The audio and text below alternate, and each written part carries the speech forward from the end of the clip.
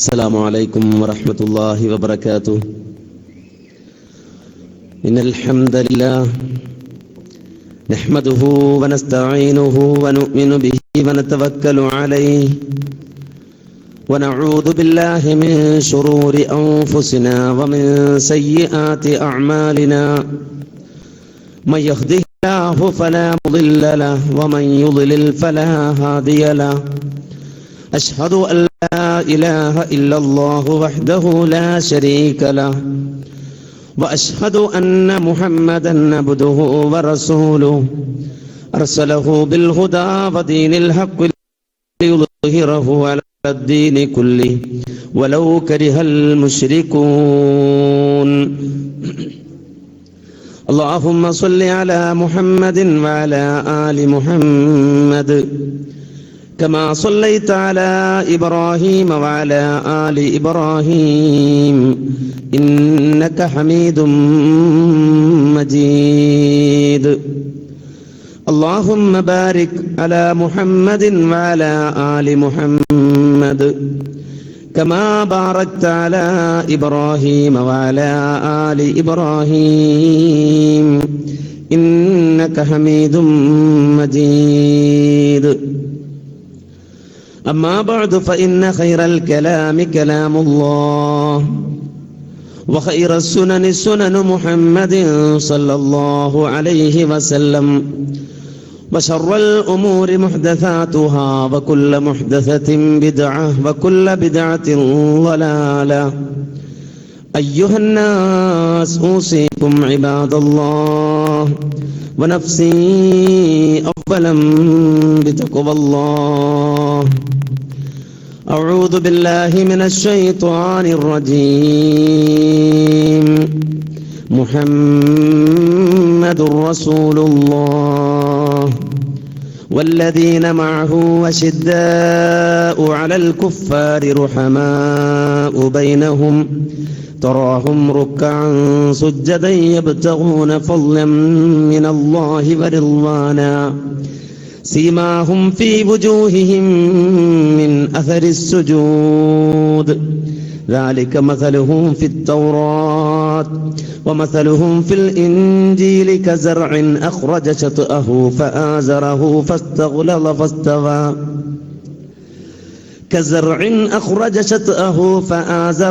فاستغلظ فاستوى على سوقه يعجب الزراع ليغيظ بهم الكفار. وعد الله الذين آمنوا وعملوا الصالحات منهم مغفرة وأجرا عظيما.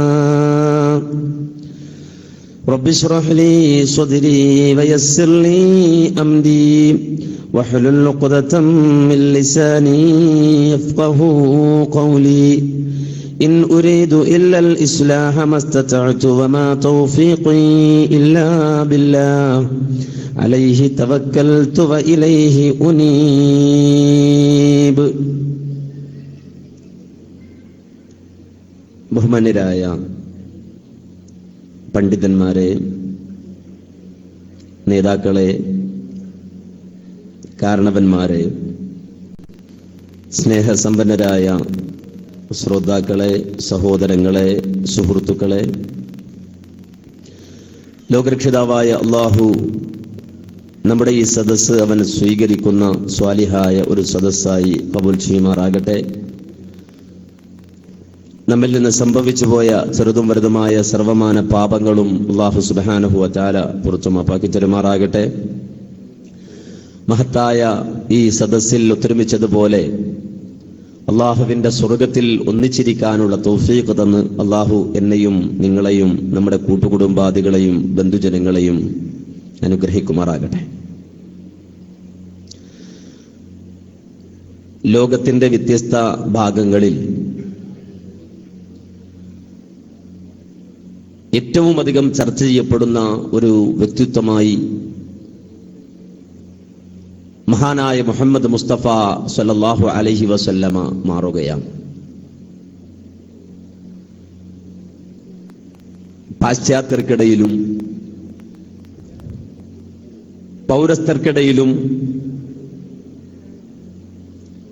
യഹൂദികൾക്കിടയിലും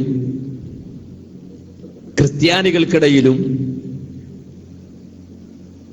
എന്തിനേറെ മതമൊന്നും വേണ്ട, മതാചാര്യന്മാരെ ആവശ്യമില്ല എന്ന് പ്രഖ്യാപിക്കുന്ന മതനിഷേധികൾക്കിടയിൽ വരെ മഹാനായ മുഹമ്മദ് മുസ്തഫ സല്ലല്ലാഹു അലൈഹി വസല്ലമ ചർച്ചയാവുകയാണ്.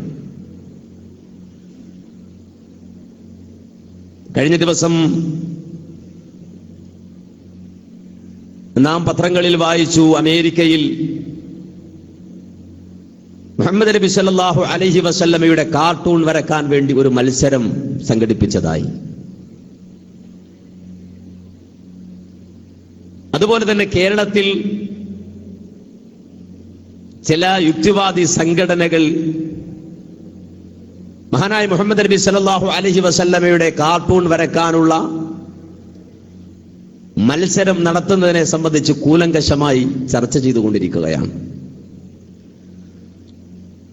അതുപോലെ തന്നെ പാരീസിലും ഡെൻമാർക്കിലും നബി സല്ലല്ലാഹു അലൈഹി വസല്ലമയെ കാർട്ടൂണിലൂടെ ഒരു ഹാസ്യ കഥാപാത്രമായി അവതരിപ്പിക്കാനുള്ള ശ്രമങ്ങൾ ഞാനും നിങ്ങളും കണ്ടു കഴിഞ്ഞു.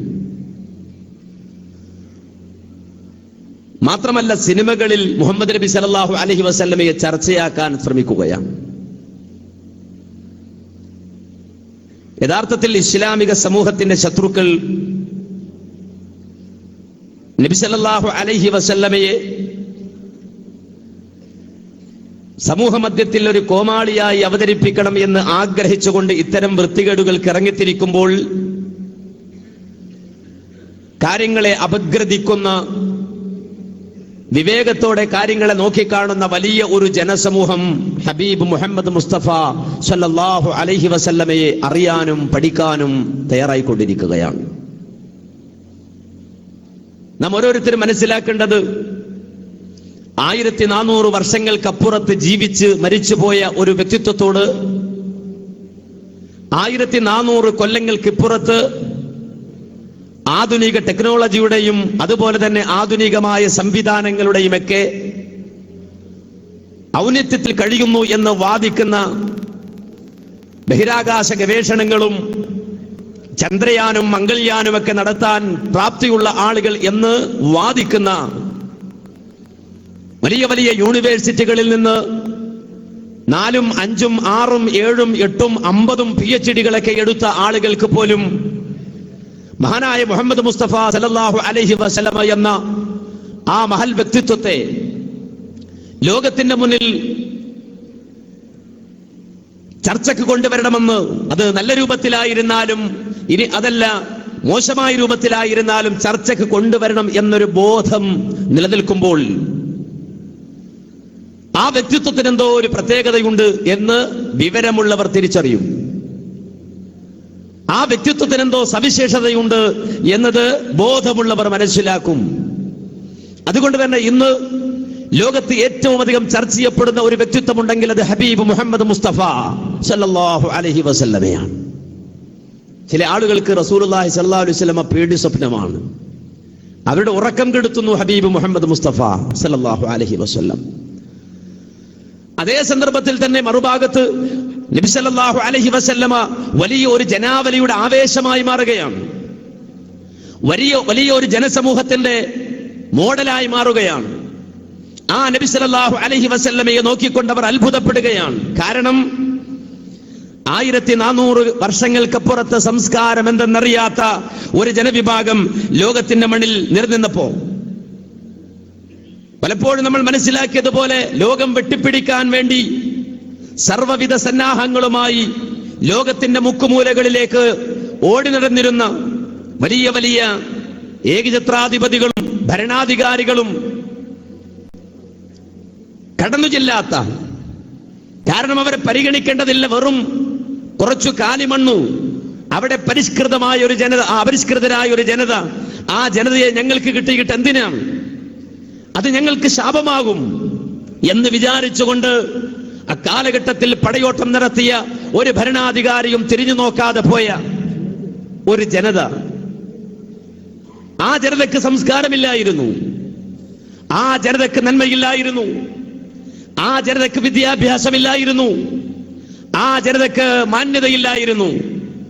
വലൗലാ തലാത്തുൻ ഹുന്ന മിൻ ഈശത്തിൽ ഫതാ വജദീ കലം അഹ്ഫിൽ മതാ കാമ ഉവദി فمنهن سبق العادلات بشربة كميت متى ما تعلى بالماء تزبدي وكري إذا نادى المضاف محنبا كسيد الغضاء نبهته المتورد وتقصير يوم الدجن والدجن معجب ببهكانة تحت الطباء المحمدي എന്ന് സാഹിത്യകാരന്മാർ പാടിവെച്ച നുരഞ്ഞു പൊന്നുന്ന കള്ളും അതുപോലെ തന്നെ സുന്ദരിയായ പെണ്ണും വാൾത്തലപ്പുകൾ തീപ്പൊരി പാറിക്കുന്ന ഘോരയുദ്ധങ്ങളും മല്ലയുദ്ധങ്ങളുമായി കഴിച്ചുകൂട്ടിയ ഒരു ജനവിഭാഗം, ആ ജനവിഭാഗത്തിനിടയിലേക്ക് വിശുദ്ധ ദീനിന്റെ വിളക്കുമാടവുമായി കടന്നു വന്ന ഹബീബ് മുഹമ്മദ് മുസ്തഫ സല്ലല്ലാഹു അലൈഹി വസല്ലമ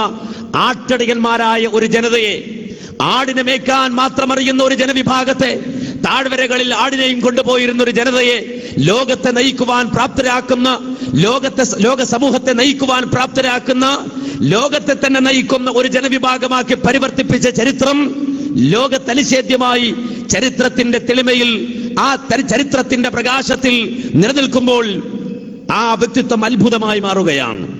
മുഹമ്മദ് നബി സല്ലല്ലാഹു അലൈഹി വസല്ലമ ലോകത്ത് അത്ഭുതമായി മാറുകയാണ്. എടുത്തറിയാത്തൊരു മനുഷ്യരിലൂടെ ഉണ്ടായ പരിവർത്തനം, വായനറിയാത്തൊരു മനുഷ്യരിലൂടെ ഉണ്ടായ പരിവർത്തനം മാത്രമല്ല, ആ രൂപത്തിൽ മക്കയുടെ മണ്ണിൽ ജനിച്ചു വളർന്ന് അവിടുത്തെ എല്ലാവിധ ആ ഭൗതിക സാഹചര്യങ്ങളെയും ഉൾക്കൊണ്ടുകൊണ്ട് ജീവിച്ചിരുന്ന എല്ലാവിധ തിന്മകളെയും ആ സന്ദർഭത്തിൽ തന്നെ മാറ്റി നിർത്തിക്കൊണ്ട് ഭൗതികമായ ആ പരിമിതികൾ ജീവിച്ച് വളർന്നു വന്ന മഹാനായ റസൂലുള്ളാഹി സ്വല്ലല്ലാഹു അലൈഹി വസല്ലമ ലോകത്ത് പരിവർത്തനവും ലോക സമൂഹത്തിനിടയിൽ മാറ്റവും ഉണ്ടാക്കി എന്ന് വരുമ്പോൾ അവിടെ ഒരു അത്ഭുതം നടക്കുന്നുണ്ട് എന്നത് ലോകം അംഗീകരിക്കുന്നുവെങ്കിൽ ആ അത്ഭുതം എന്തായിരുന്നു?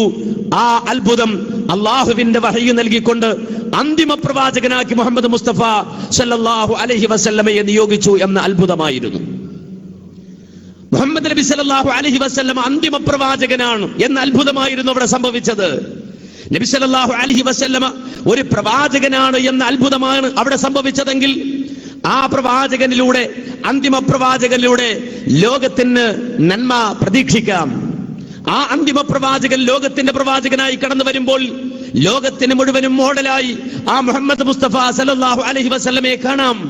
അതുകൊണ്ടാണ് ലോകത്തോട് റബ്ബ് സുബ്ഹാനഹു വ തആല പ്രഖ്യാപിച്ചത്, ലഖദ് കാന ലക്കും ഫീ റസൂലില്ലാഹി ഉസ്വത്തുൻ ഹസന ലിമൻ കാന യർജുല്ലാഹ വൽ യൗമൽ ആഖിറ വദക്കറല്ലാഹ കസീറാ. നിങ്ങൾ അല്ലാഹുവിന്റെ റസൂലിനെ നോക്കിയാൽ നിങ്ങൾക്ക് ഏറ്റവും ഉത്തമമായ മാതൃക അവിടെ കാണാൻ കഴിയും. ലഖദ് കാന ലക്കും ഫീ റസൂലില്ലാഹി ഉസ്വത്തുൻ ഹസന. മഹാനായ മുഹമ്മദ് നബി സല്ലല്ലാഹു അലൈഹി വസല്ലമയിൽ നിങ്ങൾക്ക് ഉത്തമമായ മാതൃകയുണ്ട്. ആരാകാൻ നിന്റെ ജീവിതത്തിന്റെ മേഖലകളിൽ ഏതൊരവസ്ഥയിൽ നീ കഴിയുന്നവനാണെങ്കിലും, നിന്റെ ജീവിതം ഏത് രൂപത്തിലുള്ളതാണെങ്കിലും, ഏത് നിലവാരത്തിലുള്ള ആളാണെങ്കിലും മഹാനായ മുഹമ്മദ് മുസ്തഫ സല്ലല്ലാഹു അലൈഹി വസല്ലം നിനക്ക് മാതൃകയാണ്. അത് വല്ലാത്തൊരു അത്ഭുതം തന്നെയാണ്. കാരണം സമ്പന്നനായ ഒരു മനുഷ്യന്, സമ്പന്നതയുടെ മടിത്തട്ടിൽ ജീവിക്കുന്ന ഒരു മനുഷ്യന് ദരിദ്രന് മോഡലാകാൻ കഴിയില്ല. ഒരു ദരിദ്രവാസിക്ക് ഒരു മുതലാളിക്ക് മോഡലാകാൻ പറ്റില്ല. ഒരു പണക്കാരന് ഒരു പണിക്കാരന് മോഡലാകാൻ പറ്റില്ല. ഒരു പണിക്കാരന് ഒരു പണക്കാരന് മോഡലാകാൻ പറ്റില്ല. ഒരു രാജാവിന് ഒരിക്കലും ഒരു പ്രജക്ക് മോഡലാകാൻ പറ്റില്ല. ഒരു അടിമക്ക് ഒരിക്കലും ഒരു രാജാവിന്റെ മോഡലാകാൻ കഴിയില്ല. മനസ്സിലാക്കണം. കാരണം ഭൗതിക ലോകത്ത് ജീവിക്കുന്ന മനുഷ്യരെ സംബന്ധിച്ചിടത്തോളം ആ മനുഷ്യന്റെ ജീവിതത്തിൽ അല്ലാഹു സുബ്ഹാനഹു വ തആല ഏർപ്പെടുത്തിയ ജീവിത സാഹചര്യങ്ങൾ വ്യത്യസ്തമാണ്. ഏതൊരു മനുഷ്യനും ജീവിതത്തിൽ അവസ്ഥാന്തരങ്ങളുണ്ട്. വ്യത്യസ്തങ്ങളായ അവസ്ഥാന്തരങ്ങളിലൂടെയാണ് ലോകത്തുള്ള എല്ലാ മനുഷ്യരും കഴിഞ്ഞു പോകുന്നത്. ഓരോരുത്തർക്കും ജീവിതത്തിന്റെ വ്യത്യസ്തങ്ങളായ സാഹചര്യങ്ങളെ നേരിടേണ്ടി വരികയാണ്. ജീവിതം തന്നെ പലപ്പോഴും അങ്ങനെയാണ് അല്ലാഹു ക്രമീകരിച്ചിട്ടുള്ളത്. ജീവിതം മന്ത്രിക്കുന്നു നിങ്ങളിൽ ചിലരന്റെ പൂവനത്തണൽ തോറും സ്വപ്നം കണ്ടിരിക്കുമ്പോൾ, ചിലരൻ മണൽക്കാടിൽ മധ്യത്തിലൊരു തുള്ളി ജലം കിട്ടാതാർത്തരായി പൊരിയുന്നു. പൂന്തോപ്പിലിരിക്കുന്നോൻ എന്നാമം പുകഴ്ത്തുമ്പോൾ താന്തരായി മരുഭൂവിൽ നിൽക്കുന്നോർ ശപിക്കുന്നു. ഒരു ഭാഗത്തൻ രൂപം സുന്ദരമായി കാണുന്നു, മറുഭാഗത്തോ വെറും വൈരൂപ്യം ദർശിക്കുന്നു. ജീവിതത്തിന്റെ അവസ്ഥാന്തരങ്ങളാണ്. ഒരു ഭാഗത്ത് പൂന്തോപ്പിൽ കഴിയുന്ന ഒരു മനുഷ്യൻ ആ പൂന്തോപ്പിന്റെ നയനമനോഹരമായ വശ്യതയെ അനുഭവിച്ചുകൊണ്ട് ജീവിക്കുന്ന മനുഷ്യൻ, മറുഭാഗത്ത് ദാരിദ്ര്യത്തിന്റെ അങ്ങേ തലയിലെത്തി അവസാനം ആ മരുഭൂമിയിൽ കമഴ്ന്നു കിടന്നുകൊണ്ട് മണ്ണ് കപ്പിക്കിടക്കുന്ന മനുഷ്യൻ. ജീവിതത്തിന്റെ വ്യത്യസ്തങ്ങളായ സാഹചര്യമാണ് ലോകത്ത് മനുഷ്യൻ അനുഭവിക്കുന്ന വ്യത്യസ്തങ്ങളായ ജീവിത സാഹചര്യങ്ങളാണ്. ഈ നിലക്ക് നൂറായിരം വ്യത്യസ്തങ്ങളായ ജീവിത സാഹചര്യങ്ങളിൽ കഴിയുന്ന സർവ്വ മനുഷ്യർക്കും മോഡലാവുക എന്നത് മാന്യ സഹോദരങ്ങളെ ഒരു അത്ഭുതം തന്നെയാണ്. മഹാനായ മുഹമ്മദ് നബി സല്ലല്ലാഹു അലൈഹി വസല്ലമയെ നോക്കിയാൽ ആ അത്ഭുതം നിങ്ങൾക്ക് കാണാൻ കഴിയും. ലോകത്ത് ബുദ്ധിജീവികളായ ആളുകൾ, ചിന്തകന്മാരായ ആളുകൾ, ചരിത്ര രചയിതാക്കളായ ആളുകൾ മുഹമ്മദ് നബി സല്ലല്ലാഹു അലൈഹി വസല്ലമയെ നോക്കിക്കൊണ്ട് ആ അത്ഭുതം പ്രകടിപ്പിച്ചിട്ടുണ്ട്. കാരണം ഭിന്ന സാഹചര്യങ്ങളിലും മനുഷ്യവികാരങ്ങളുടെ അവസ്ഥാന്തരങ്ങളിലും കർമ്മനിരതമായ എല്ലാ വിഭാഗം ജനങ്ങൾക്കും മാനദണ്ഡമായി സ്വീകരിക്കാവുന്ന ഒരു മാതൃക ഹബീബ് മുഹമ്മദ് മുസ്തഫ സല്ലല്ലാഹു അലൈഹി വസല്ലമയുടെ ജീവിതത്തിൽ കാണാൻ കഴിയും. നീ ഒരു ധനികനാണെങ്കിൽ, നീ ഒരു സമ്പന്നനാണെങ്കിൽ, മക്കയിലെ വർത്തകനായ, ബഹ്റൈനിലെ സമ്പത്തിന്റെ ഉടമയായ ആ റസൂലുള്ളാഹി സ്വല്ലല്ലാഹു അലൈഹി വസല്ലമ സമ്പന്നനായ നിനക്ക് മാതൃകയാണ്, പണക്കാരനായി നിനക്ക് മാതൃകയാണ്.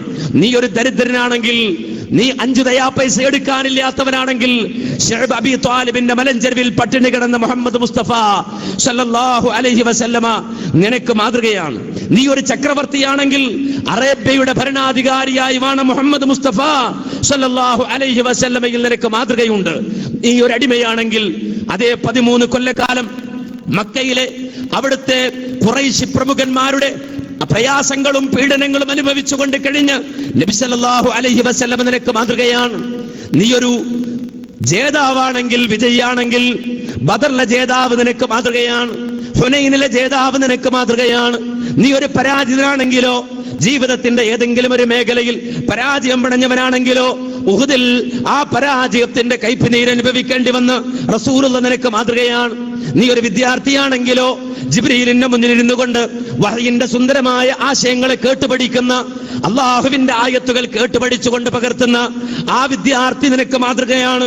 മാത്രമല്ല, നീ ഒരു പ്രഭാഷകനാണെങ്കിൽ, വിശുദ്ധമായ മദീനയിലെ പള്ളിയിലെ മിമ്പറിനെ പ്രകമ്പനം കൊള്ളിച്ചുകൊണ്ട് വളരെ സുന്ദരമായ പ്രഭാഷണം നടത്തിയ മുഹമ്മദ് മുസ്തഫ സല്ലല്ലാഹു അലൈഹി വസല്ലമ അറഫ മൈതാനത്ത് ഒരുമിച്ച് കൂടിയ ലക്ഷത്തോളം വരുന്ന സഹാബത്തിന്റെ മുന്നിൽ എഴുന്നേറ്റ് നിന്നുകൊണ്ട് അറഫ പ്രസംഗം നടത്തിയ, തുല്യതയില്ലാത്ത പ്രഭാഷണം നടത്തിയ ആ റസൂൽ നിനക്ക് മാതൃകയാണ്. മാത്രമല്ല, സ്വന്തം മർദ്ദകരായ, നിന്നെ മർദ്ദിക്കുന്ന, നിന്നെ പീഡിപ്പിക്കുന്ന ആളുകളോട് കാരുണ്യത്തിന്റെയും സത്യത്തിന്റെയും സുവിശേഷം പ്രസംഗിക്കുവാൻ വിധിക്കപ്പെട്ടവനാണ് നീയെങ്കിൽ, മക്കയുടെ മണ്ണിൽ തന്നെ പീഡിപ്പിച്ചവരോട്, തന്നെ അടിച്ചവരോട്, തന്നെ കല്ലെറിഞ്ഞവരോട് തൗഹീദ് പറഞ്ഞ മുഹമ്മദ് മുസ്തഫ സല്ലല്ലാഹു അലൈഹി വസല്ലം നിനക്ക് മാതൃകയാണ്.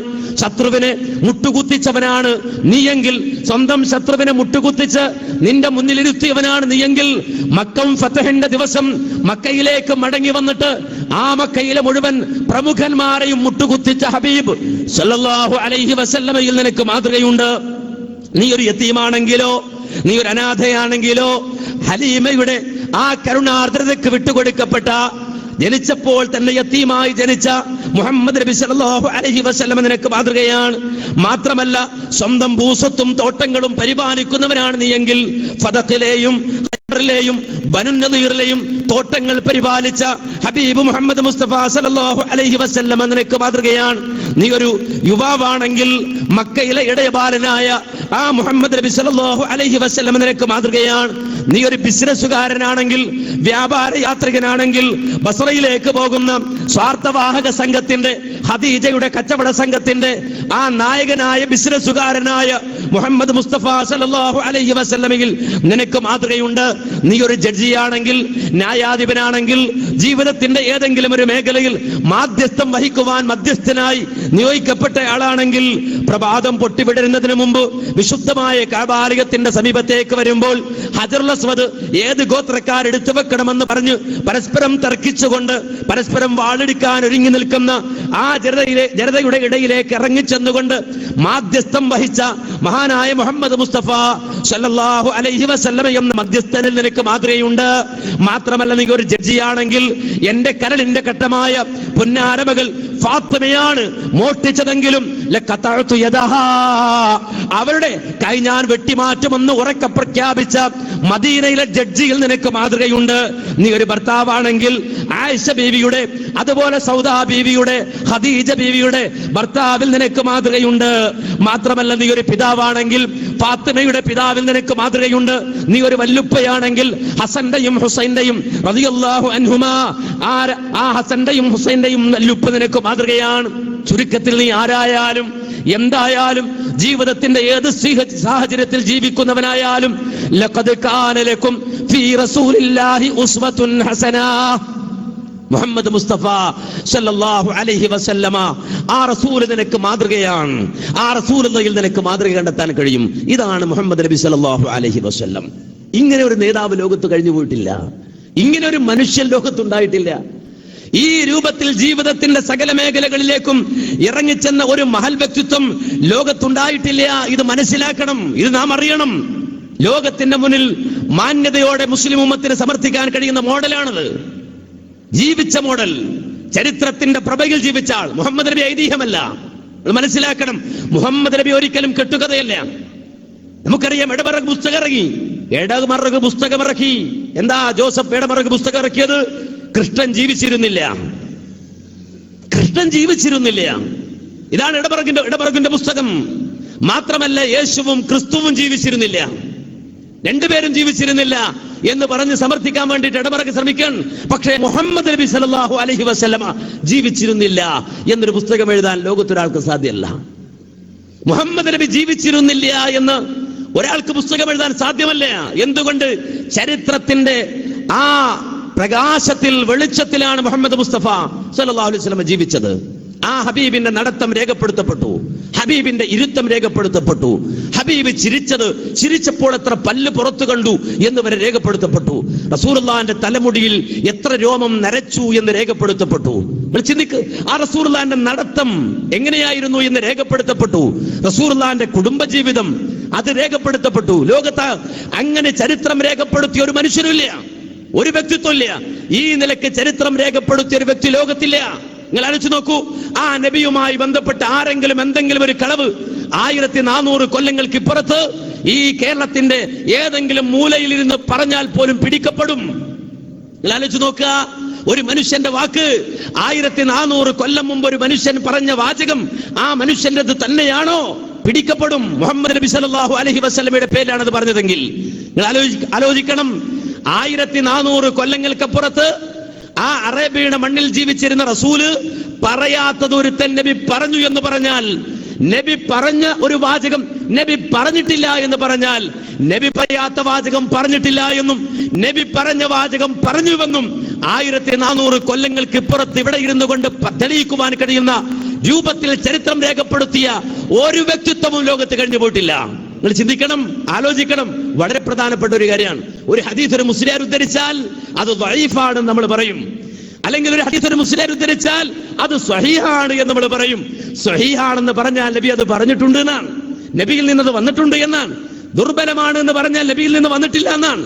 ഒരു മനുഷ്യൻ പറഞ്ഞ വാചകം 1400 വർഷങ്ങൾക്ക് പുറത്ത് അത് പറഞ്ഞിട്ടുണ്ടോ ഇല്ലയോ എന്ന് വ്യക്തമായ മാനദണ്ഡപ്രകാരം തെളിയിക്കുവാൻ കഴിയുന്ന രൂപത്തിൽ സയന്റിഫിക്കായി, വളരെയധികം ശാസ്ത്രീയമായി രേഖപ്പെടുത്തപ്പെട്ട ഒരു ചരിത്രം ലോകത്താരുടെയെങ്കിലും ഉണ്ട് എങ്കിൽ അത് നമ്മുടെ നേതാവ് ഹബീബ് മുഹമ്മദ് മുസ്തഫ സല്ലല്ലാഹു അലൈഹി വസല്ലമയുടേതാണ്. ഒരുത്തൻ കാർട്ടൂൺ വരച്ചാലോ അല്ലെങ്കിൽ ഒരുത്തൻ ഒരു ഇന്നസെന്റ് ഓഫ് മുസ്ലിം എന്ന സിനിമ ഇറക്കിയാലോ, ഇനി അതല്ല വേറെ ഒരാള് തന്റെ ഹാസ്യ പുസ്തകത്തിൽ മുഹമ്മദ് നബിയെ കഥാപാത്രമാക്കി കൊണ്ടുവന്നാലോ തകർന്നടിയുന്ന വ്യക്തിത്വമല്ല ഹബീബ് സല്ലല്ലാഹു അലൈഹി വസല്ലമയുടെ വ്യക്തിത്വം. അങ്ങനെ തകർക്കാൻ കഴിയുന്ന വ്യക്തിത്വമല്ല. നമുക്ക് നമ്മുടെ രാഷ്ട്രീയക്കാരെ അരുക്കാക്കി ശീലുണ്ടാവും, നമുക്കിടയിൽ രാഷ്ട്രീയക്കാരെ സൈഡാക്കി ശീലുണ്ടാകും. ഇതുപോലെ ഏതെങ്കിലും ഒരു മനുഷ്യന് സൈഡാക്കാൻ കഴിയുന്ന വ്യക്തിത്വമല്ല റസൂൽ സല്ലല്ലാഹു അലൈഹി വസല്ലം. കാരണം നബിയുടെ ജീവിതം വ്യക്തമാണ്. അതുകൊണ്ടാണല്ലോ ഈ കേരളത്തിന്റെ മണ്ണിൽ കോഴിക്കോട് ഒരു മുസ്ലിയാർ ഒരു മുടി കൊണ്ടുവന്നു. നിങ്ങൾ ചിന്തിക്കണം, ഒരു മുടി കൊണ്ടുവന്നു ഒരു മുസ്ലിയാർ. ആ മുടി കൊണ്ടുവന്നത് വിവാദമാക്കണോ? വേണ്ട. ആ മുടി കൊണ്ടുവന്നു എന്നുള്ളത് പ്രശ്നമാക്കണോ? വേണ്ട. കാരണം ഒരുപാട് ആളുകൾക്ക് മുടിയുണ്ട്. ബാർബർ ഷോപ്പിൽ ചെന്നാൽ ഒരുപാട് മുടി കാണാം. മാത്രമല്ല പളനിയിൽ നിന്ന് ടൺ കണക്കിന് മുടി കയറ്റി അയക്കുന്നുണ്ട്, കോടിക്കണക്കിന് സമ്പാദിക്കുന്നുണ്ട്. പളനിയിൽ നിന്ന് മുടി കയറ്റി അയച്ചിട്ട് അങ്ങനെ മുടിയുമായി ബന്ധപ്പെട്ട് ധാരാളം ബിസിനസ്സുകൾ നടക്കുന്നുണ്ട്.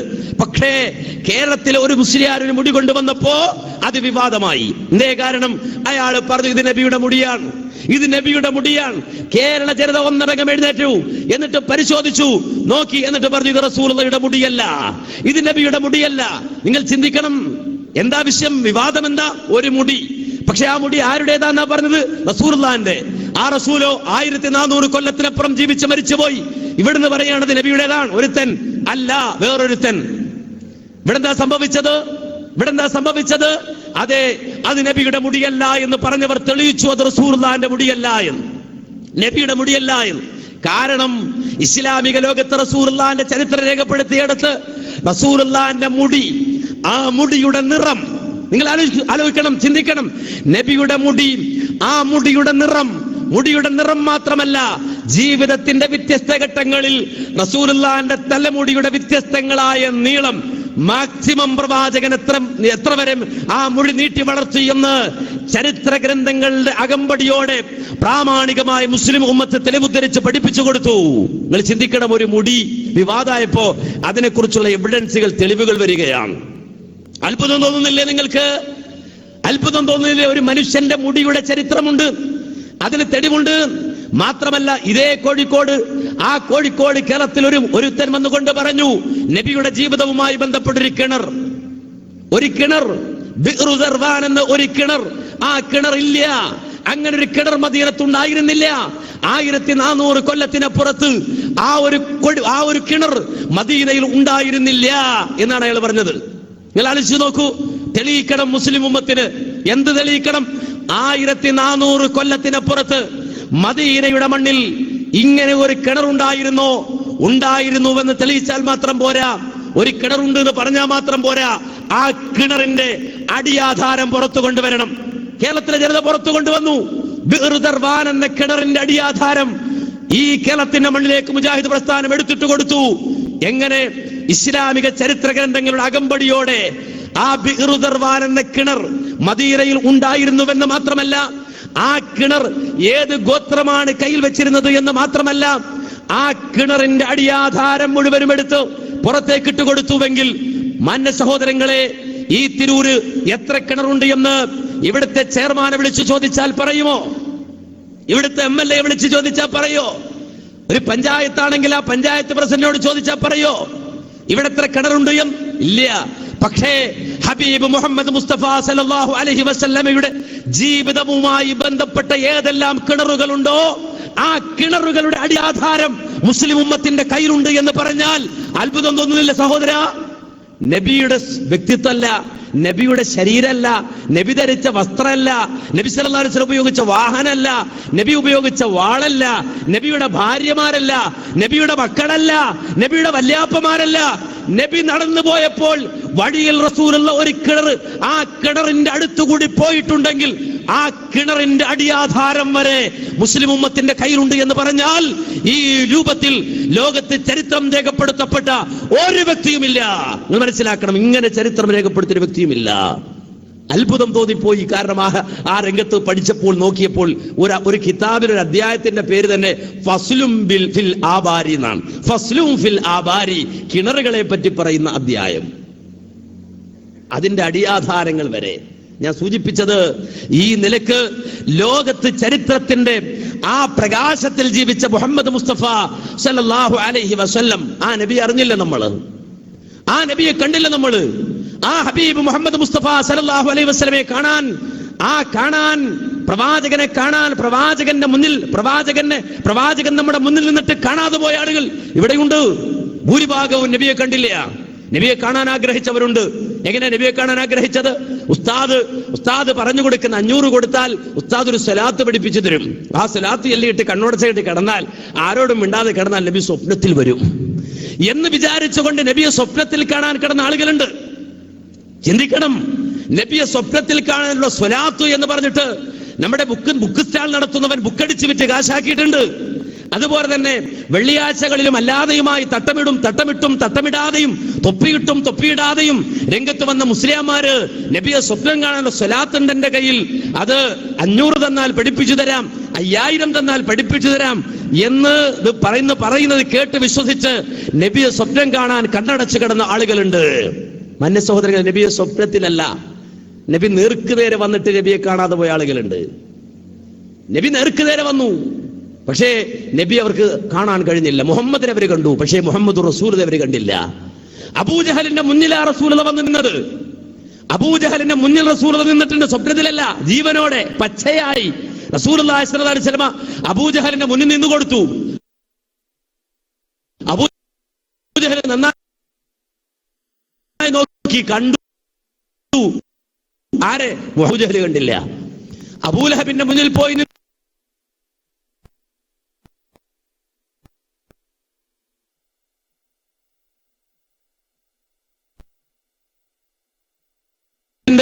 രണ്ട് മക്കളാണ് ഉത്ബയും ഉതൈബയും.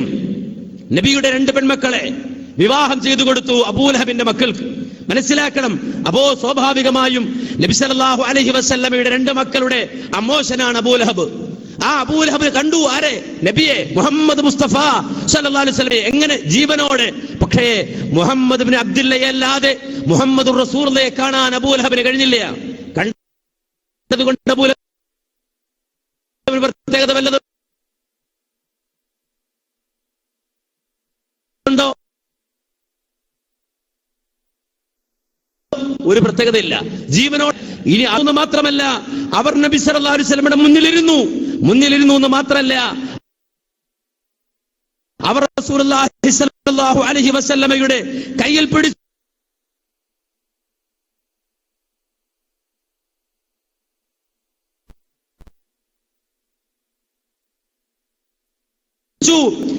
പിടിച്ചു എന്ന് മാത്രമല്ല, റസൂലുള്ളാഹിന്റെ മുഖത്തേക്ക് വരുന്നു. എങ്ങനെയാ പറഞ്ഞത്? റസൂലുള്ളാഹിന്റെ തൃക്കരം പിടിച്ചിട്ട് റസൂലുള്ളാഹിന്റെ സുന്ദര വദനത്തിലേക്ക് നോക്കിയിട്ട്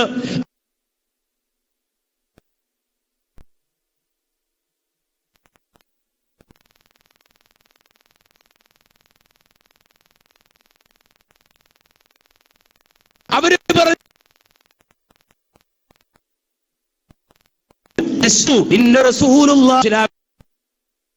പറഞ്ഞു, ഇതിന്റെ ശക്തിപ്പെടുത്തലിന്റെ എല്ലാ വാചകങ്ങളെയും നിയമങ്ങളെയും പാലിച്ചുകൊണ്ട് അവര് പറഞ്ഞത്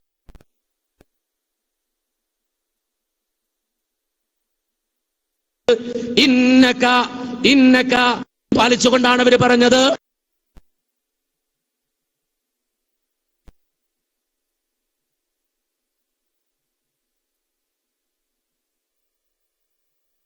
അല്ലാഹുവിന്റെ റസൂൽ തന്നെയാണ് എന്നുറപ്പിച്ചും തറപ്പിച്ചും ഞങ്ങൾ പറയുന്നു എന്ന് പറഞ്ഞപ്പോ അല്ലാഹു അവരോട് പറഞ്ഞു, വേണ്ട,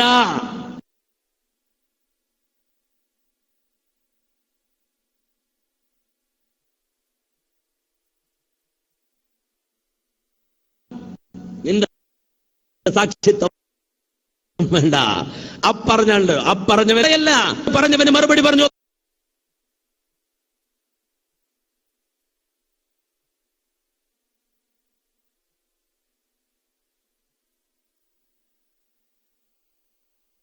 പറഞ്ഞു വന്നു. അവർക്ക് നബിയെ കാണാൻ കഴിഞ്ഞില്ല. എന്തുകൊണ്ട്? നബി സല്ലല്ലാഹു അലൈഹി വസല്ലമയുടെ രൂപത്തിനപ്പുറത്ത്, പ്രവാചകന്റെ ആകാര ഭംഗിക്കപ്പുറത്ത് നബി സല്ലല്ലാഹു അലൈഹി വസല്ലമ ലോക ത്തിന് മുന്നിൽ വിളംബരം ചെയ്ത മഹത്തായ ഒരു സന്ദേശം ഉണ്ടായിരുന്നു. പ്രവാചകൻ പഠിപ്പിച്ചൊരു സന്ദേശമുണ്ടായിരുന്നു.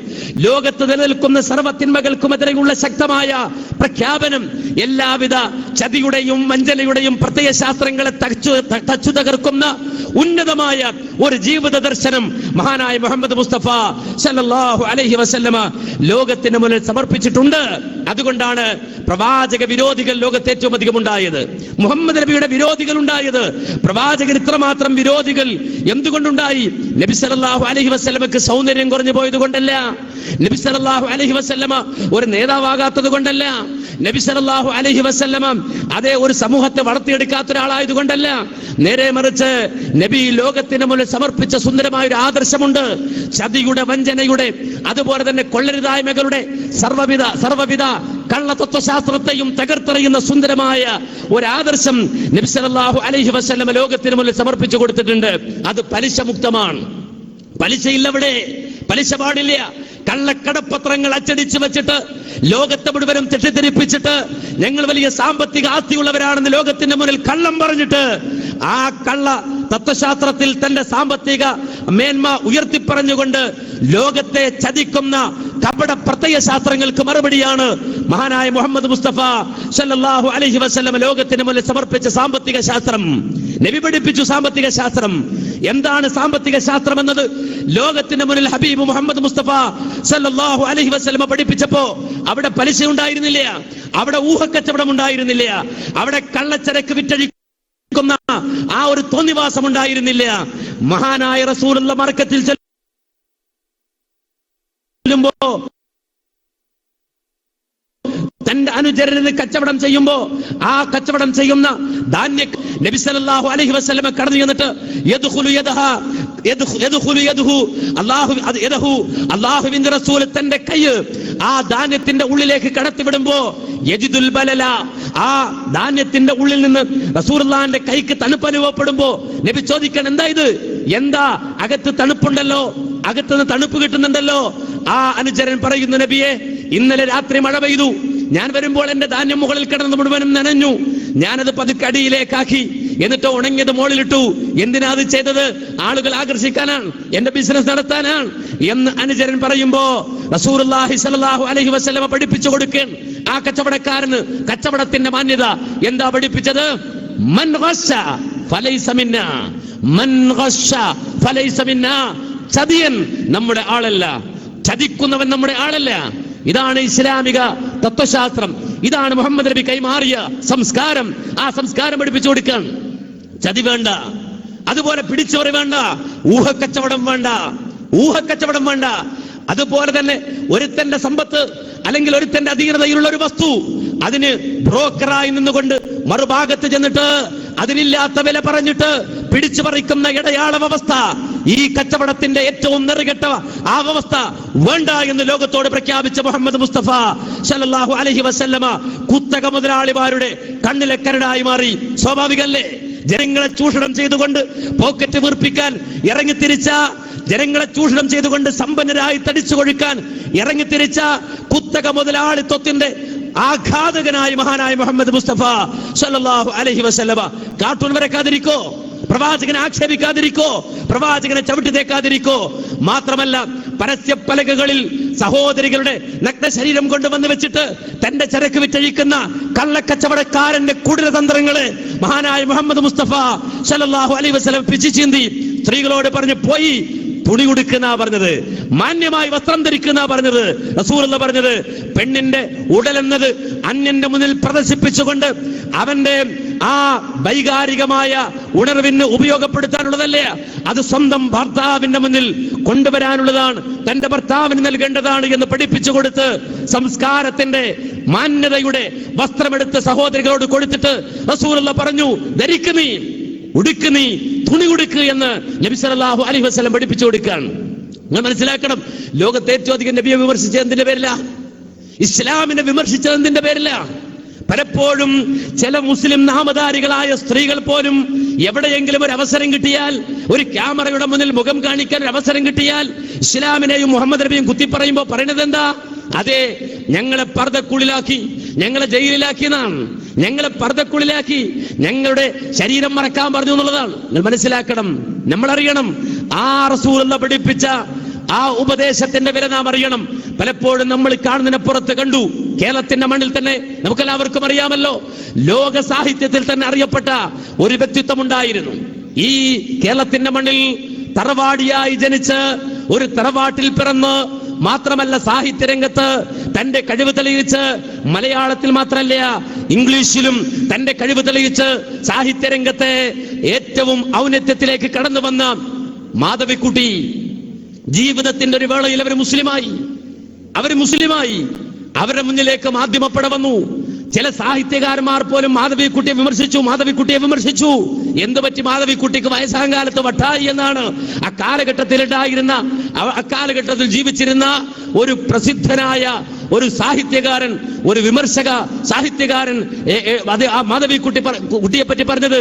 എന്നാൽ മാധവിക്കുട്ടിയുടെ മുന്നിലേക്ക് പോയിട്ട് ഒരു മാധ്യമം, ഒരു ചാനൽക്കാർ ചോദിച്ചു, നിങ്ങളെന്തേ മുസ്ലിമായത്, നിങ്ങൾ എന്തുകൊണ്ട് മുസ്ലിമായി എന്ന് ചോദിച്ചപ്പോ കമല സുരയ്യ എന്ന പേരിലേക്ക് തന്റെ പേര് മാറ്റിക്കൊണ്ട് മുസ്ലിമായ ആ വ്യക്തി പറഞ്ഞു, എന്തെന്നറിയോ, എനിക്ക് അല്ലാഹു തന്ന, എനിക്ക് ഇസ്ലാം തന്ന പ്രൊട്ടക്ഷൻ, അതാണ് എനിക്ക് നൽകിയ സംരക്ഷണം, ഒരു പെണ്ണെന്ന നിലയ്ക്ക് എനിക്ക് തന്ന സംരക്ഷണം, അതുകൊണ്ടാണ് ഞാൻ മുസ്ലിമായത്. ഞാൻ വലിയ തത്വശാസ്ത്രം പഠിച്ച, അല്ലെങ്കിൽ ഞാൻ ഏതെങ്കിലും അറബി കോളേജിൽ പഠിച്ച, ഏതെങ്കിലും ദർസിൽ പഠിച്ച ആളൊന്നുമല്ല. നേരെ മറിച്ച് ഞാൻ മുസ്ലിമാകാൻ കാരണം ഇസ്ലാം എനിക്ക് തന്ന സംരക്ഷണം. എന്താണ് ആ സംരക്ഷണം? ചോദിച്ചു, ആ മാധ്യമക്കാർ ചോദിച്ചു, എന്താണ് ഇസ്ലാം നിങ്ങൾക്ക് തന്ന സംരക്ഷണം? അവർ ധരിച്ച പർദ്ദ എടുത്തു ഉയർത്തിക്കാട്ടിട്ട് അവർ പറഞ്ഞു, ഇതാണ് എനിക്ക് ഇസ്ലാം തന്ന പ്രൊട്ടക്ഷൻ, ഇസ്ലാം തന്ന സംരക്ഷണമാണ് ഈ പർദ്ദ, ഇസ്ലാം തന്ന സംരക്ഷണമാണ്. ഇസ്ലാം സ്വീകരിക്കാൻ, ഒരു മുസ്ലിമത്താകാൻ ഇതിനപ്പുറം വേറൊന്നും എനിക്ക് വേണ്ട എന്ന് നിങ്ങൾ ആലോചിച്ച് നോക്കുക. ഒരു നാടൻ പെണ്ണല്ലേ. നേരെ മറിച്ച് സാഹിത്യരംഗത്ത് കുലപതിയായി ലോകതലത്തിലേക്ക് ഉയർത്തപ്പെട്ട ഒരു പെണ്ണ്, ആ പെണ്ണാ പറഞ്ഞത്, ഈ പർദ്ദ ഇസ്ലാം എനിക്ക് തന്ന നന്മയാണ്, ഇസ്ലാം എനിക്ക് തന്ന സംരക്ഷണമാണ്. നിങ്ങൾ മനസ്സിലാക്കണം, പ്രവാചകന്റെ കാട്ടുവരക്കാതിരിക്കോ? കാരണം ഒരു ബ്ലേഡ് വിറ്റഴിക്കണമെങ്കിൽ, ഒരു ടയർ വിറ്റഴിക്കണമെങ്കിൽ, ഒരു പെണ്ണിന്റെ നഗ്നമേതി പരസ്യ കവലകളിൽ പരസ്യ ബോർഡിൽ കയറ്റി വെച്ചിട്ട് അതുവഴി തന്റെ ചരക്ക് വിറ്റഴിക്കുന്ന കുത്തക മുതലാളിമാർക്ക് അവർക്ക് പ്രയാസം ഉണ്ടാകാതിരിക്കോ? നിങ്ങൾ ആലോചിച്ച് നോക്കുക. ആ സ്ത്രീയോട് മാന്യമായി വസ്ത്രം ധരിക്കാൻ പറഞ്ഞ നേതാവിനോട്, തങ്ങളുടെ ആ അജണ്ടകളെ തകർത്തെറിഞ്ഞ നേതാവിനോട് പ്രയാസം ഉണ്ടാകാതിരിക്കോ? സ്വാഭാവികല്ലേ. മൂന്നാമതായി മദ്യമാണ്, നുരഞ്ഞു പൊന്തുന്ന മദ്യം, അല്ലേ?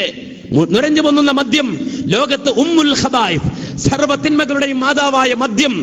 ആ മദ്യം ചൂണ്ടി നബി സല്ലല്ലാഹു അലൈഹി വസല്ലമ ചോദിച്ച ഒരു ചോദ്യം, എന്ത്? ഫഹല്ലന്തും മുന്തഹൂൻ, നിർത്താനായില്ലടാ ചോദിച്ചു നബി സല്ലല്ലാഹു അലൈഹി വസല്ലമ. പലരും പിന്നീട് അത് ചോദിച്ചിട്ടുണ്ട്. അമേരിക്കയിൽ ചോദിച്ചിട്ടുണ്ട്, ഫഹല്ലന്തും മുന്തഹൂൻ, നിങ്ങൾ ഇത്രയൊക്കെ പുരോഗമിച്ചിട്ടു കള്ളുകൂടി നിർത്താനായില്ലടോ? ചോദിച്ചു നോക്കി, എന്താ സംഭവിച്ചത്? ഒരു ചുക്കും സംഭവിച്ചില്ല.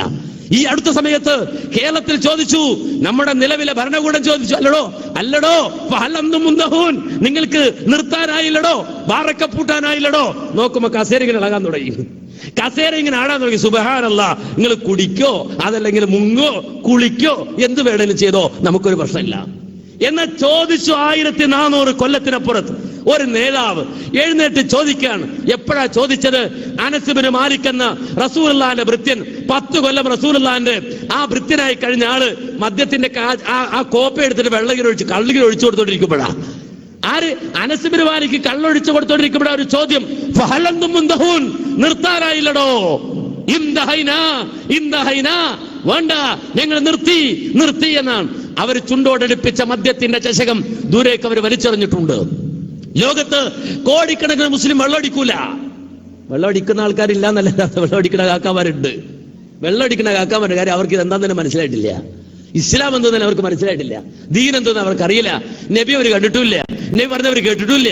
മനസ്സിലാക്കണം, കോടിക്കണക്കിന് മുസ്ലിമീങ്ങൾ ലോകത്തിന്റെ വ്യത്യസ്ത ഭാഗങ്ങളിൽ മദ്യപിക്കാറില്ല. എന്തേ മദ്യപിക്കാത്തത്? പ്രവാചകൻ പറഞ്ഞു മദ്യപിക്കരുത്, അതാണ്. അത് നിഷിദ്ധമാണെന്ന് പ്രവാചകൻ പറഞ്ഞു, അല്ലേ? മദ്യത്തിനെതിരാണ് ഇസ്ലാം, അല്ലേ? എങ്കിൽ കൂട്ടരെ, ആ മദ്യമെന്ന സർവ കുത്തക തോന്നിവാസങ്ങളുടെയും കുത്തക മുതലാളിമാരുടെയും തങ്ങളുടെ കച്ചവടത്തിന്റെ അടിസ്ഥാനമായ മദ്യത്തെ തകർത്തെറിഞ്ഞ, അതിനെ ദൂരേക്ക് വലിച്ചെറിഞ്ഞ പ്രവാചകനോട് ദേഷ്യമുണ്ടാകാതിരിക്കോ? എന്റെ സഹോദരൻ മനസ്സിലാക്കണം, ലോകത്ത് മാനവികതയെ തകർക്കുന്ന സർവ്വ ചൂഷണ വ്യവസ്ഥക്കെതിരെയും മുഹമ്മദ് നബി സല്ലല്ലാഹു അലൈഹി വസല്ലം പോരാടിയിട്ടുണ്ട്. ആ മഹാനായ മനുഷ്യൻ മുഹമ്മദ് നബി സല്ലല്ലാഹു അലൈഹി വസല്ലം വഹയിന്റെ അടിസ്ഥാനത്തിൽ സംസാരിച്ചിട്ടുണ്ട്. അതുകൊണ്ട് തന്നെ ലോകത്ത് നബി സല്ലല്ലാഹു അലൈഹി വസല്ലമെ ടാർഗറ്റ് ചെയ്തിട്ടുണ്ട്, പ്രവാചകനെ ടാർഗറ്റ് ചെയ്തിട്ടുണ്ട്. ആര്? ഇസ്ലാമിന്റെ ശത്രുക്കൾ. നമുക്കെല്ലാവർക്കും അറിയാവുന്നത് പോലെ മുഹമ്മദ് നബിയെ മാത്രം നോക്കി നടന്നു. എവിടെ മുതൽ? നബി സല്ലല്ലാഹു അലൈഹി വസല്ലമ പ്രവാചകനായതു മുതൽ തന്നെ മുഹമ്മദ് നബി സല്ലല്ലാഹു അലൈഹി വസല്ലമ പ്രവാചകനായതു മുതൽ പ്രവാചകന്റെ വംശത്തെ ചോദ്യം ചെയ്തു, പ്രവാചകന്റെ പാരമ്പര്യത്തെ ചോദ്യം ചെയ്തു. അത്ഭുതം തോന്നിയത് കഴിഞ്ഞ ഹജ്ജിന്റെ സമയത്ത് ഒരച്ചായന്റെ ലേഖനം ഞാൻ വായിച്ചു. എന്തായിരുന്നു ലേഖനത്തിലുണ്ടായിരുന്നത്? ആ ലേഖനത്തിലുണ്ടായിരുന്നത് അച്ചായൻ പറയാണ്, എന്തിനാ നിങ്ങൾ ഹജ്ജ് ചെയ്യുന്നത്? ഹജ്ജും ഇസ്ലാമും തമ്മിൽ ഒരു ബന്ധമില്ല. ഹജ്ജ് അത് മുഹമ്മദ് നബിക്ക് അവകാശപ്പെട്ടതല്ല. നിങ്ങൾ ആലോചിച്ച് നോക്കണം. എന്ന് മാത്രമല്ല, ആ വിഷയത്തെ പറ്റി സമഗ്രമായ ഒരു ചർച്ച അദ്ദേഹം നടത്താൻ മുഹമ്മദ് നബി സല്ലല്ലാഹു അലൈഹി വസല്ലമയുടെ വംശാവലിയെ ചോദ്യം ചെയ്യാണ് അയാള്. മനസ്സിലാക്കണം, ഇന്ന് തുടങ്ങിയതാ അല്ല, ഇന്നലെ തുടങ്ങിയതാണോ അല്ല. നിങ്ങൾ മനസ്സിലാക്കണം, മഹാനായ മുഹമ്മദ് നബി സല്ലല്ലാഹു അലൈഹി വസല്ലമയുടെ ആ നാവിലൂടെ ലോകം കേട്ടു ഇബ്രാഹിം ചരിത്രം. ആ നാവിലൂടെ ലോകം കേട്ട ചരിത്രത്തിൽ ഇബ്രാഹിം നബി ഒരു മകനെ ബലിയറുത്ത ചരിത്രമുണ്ട്. ആ ബലിയറുത്തത് ആരെയാണെന്ന ചോദ്യത്തിന് ഇസ്മായിൽ അലൈഹിസ്സലാം എന്നാണ് മറുപടി. പക്ഷേ ബൈബിൾ പറയുന്നു അല്ല, ഇസ്മായിലിനെ അല്ല ബലിയറുത്തത്, ഇസ്ഹാക്കിനെയാണ് ബലിയറുത്തത്. ആ ഇസ്ഹാക്കിനെയാണ് ബലിയറുത്തത് എന്ന് വരുത്തി തീർക്കാൻ വേണ്ടിയിട്ട് ആ ബൈബിളിന്റെ ഏടുകളിൽ പോലും തിരിമറി നടത്തി എന്ന് മാത്രമല്ല, ചരിത്രത്തെ പോലും വളച്ചൊടിച്ചു എന്ന് മാത്രമല്ല, പല വിധത്തിലുള്ള തിരിമറികളും ആ വിഷയത്തിൽ നടത്തിയിട്ടുണ്ട്. ഞാൻ ആ വിഷയം അങ്ങോട്ട് കൊണ്ടുപോവുകയല്ല ഞാൻ സൂചിപ്പിച്ചത്. എന്തുകൊണ്ട് ഇസ്മായിൽ അലൈഹിസ്സലാത്തു വസ്സലാം അല്ല ബലിയറുക്കപ്പെട്ടത്, അല്ലെങ്കിൽ ബലിയറുക്കുവാൻ വേണ്ടി കൊണ്ടുപോയത് ഇസ്മായിൽ നബി അല്ല, നേരെ മറിച്ച് ഇസ്ഹാഖിനെയാണ് ബലിയറുക്കാൻ കൊണ്ടുപോയത് എന്ന രൂപത്തിലേക്ക് ചരിത്രത്തെ വളച്ചൊടിച്ച് ബൈബിളിലെ പരാമർശങ്ങൾക്ക് എതിരായിക്കൊണ്ട് തന്നെ, ബൈബിൾ പഠിപ്പിച്ച തത്വങ്ങൾക്കെതിരായിക്കൊണ്ട് തന്നെ തത്വശാസ്ത്രം മെനഞ്ഞുണ്ടാക്കുവാൻ വേണ്ടി വളരെ ആസൂത്രിതമായ ശ്രമം നൂറ്റാണ്ടുകൾക്കപ്പുറത്ത് നടന്നു എന്ന് ചോദിച്ചാൽ, ഇസ്മായിൽ നബിയുടെ പരമ്പരയിലാണ് മുഹമ്മദ് മുസ്തഫ സല്ലല്ലാഹു അലൈഹി വസല്ലം കടന്നു വരുന്നത് എന്ന ഒറ്റ കാരണത്താലായിരുന്നു. നബിയോടുള്ള ദേഷ്യം കൊണ്ട് തന്റെ ബൈബിളിൽ, തന്റെ വേദഗ്രന്ഥത്തിൽ കൈകടത്താൻ പോലും ഒരു ജനസമൂഹം ദാർഢ്യം കാണിച്ചു എന്ന ചരിത്രം റസൂലുള്ളാഹി സ്വല്ലല്ലാഹു അലൈഹി വസല്ലമയുടെ ആ പ്രവാചകന്റെ വിമർശകരുടെ ജീവിതം പരിശോധിക്കുമ്പോൾ, അവരുടെ ചരിത്രം പരിശോധിക്കുമ്പോൾ നമുക്ക് കാണാൻ കഴിയും. മാത്രമല്ല പ്രവാചക ചരിത്രത്തെ അല്ലെങ്കിൽ മുഹമ്മദ് നബിയുടെ ജീവിതത്തെ വിമർശന ബുദ്ധിയാ നോക്കിക്കണ്ട ഫിലിപ്പ് ഹിറ്റി അദ്ദേഹം പോലും രേഖപ്പെടുത്തി വെച്ചു. എന്താണെന്നറിയോ? മധ്യകാലത്തിലെ ക്രിസ്ത്യാനികൾ മുഹമ്മദിനെ തെറ്റിദ്ധരിച്ചു, കൊള്ളരുതാത്തവനായി ഗണിച്ചു. അതിന് കാരണം ഒരുപാടുണ്ട്. അദ്ദേഹം വിശദീകരിക്കുന്നുണ്ട്. മധ്യകാലത്തെ ക്രിസ്ത്യാനികൾ മുഹമ്മദ് നബിയെ നോക്കിക്കണ്ട ആ രംഗത്തെ മുസ്ലിമല്ലാത്ത ക്രൈസ്തവനായ വ്യക്തി തന്നെ നോക്കിക്കണ്ടത് എങ്ങനെയാണെന്നറിയോ? 9-ാം നൂറ്റാണ്ടുകാരനായ ഒരു ഗ്രീക്ക് ചരിത്രകാരൻ വരച്ചു വെച്ച വ്യാജ പ്രവാചകനും കപടനും എന്ന ചിത്രം പിന്നീട് പൊടിപ്പും തൊങ്ങലും വെച്ചുകൊണ്ട് പലരും മുഴപ്പിച്ചു. ഇന്നല്ല ഒരു കാർട്ടൂൺ പ്രശ്നമുണ്ടാകും, അല്ലെങ്കിൽ ഇന്നല്ല ഈ രൂപത്തിൽ മുഹമ്മദ് നബി സല്ലല്ലാഹു അലൈഹി വസല്ലമയെ മോശീകരിച്ചുകൊണ്ടുള്ള കലാ സംവിധാനങ്ങളും അതുപോലെ തന്നെ അത്തരത്തിലുള്ള ഇടപെടലുകളും ഉണ്ടാകും.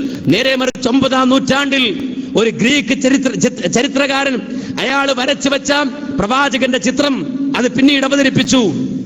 മാത്രമല്ല ആ ചിത്രത്തിലൂടെ പ്രസരിപ്പിക്കാൻ ശ്രമിച്ചത് ദുർനിറപ്പിന്റെയും രക്തദാഹത്തിന്റെയും കൊള്ളശീലത്തിന്റെയും ഒക്കെ കടുംചായങ്ങൾ പ്രവാചകന്റെ മേൽ ചാർത്തിക്കൊണ്ടാണ് അവരത് അവതരിപ്പിച്ചത്.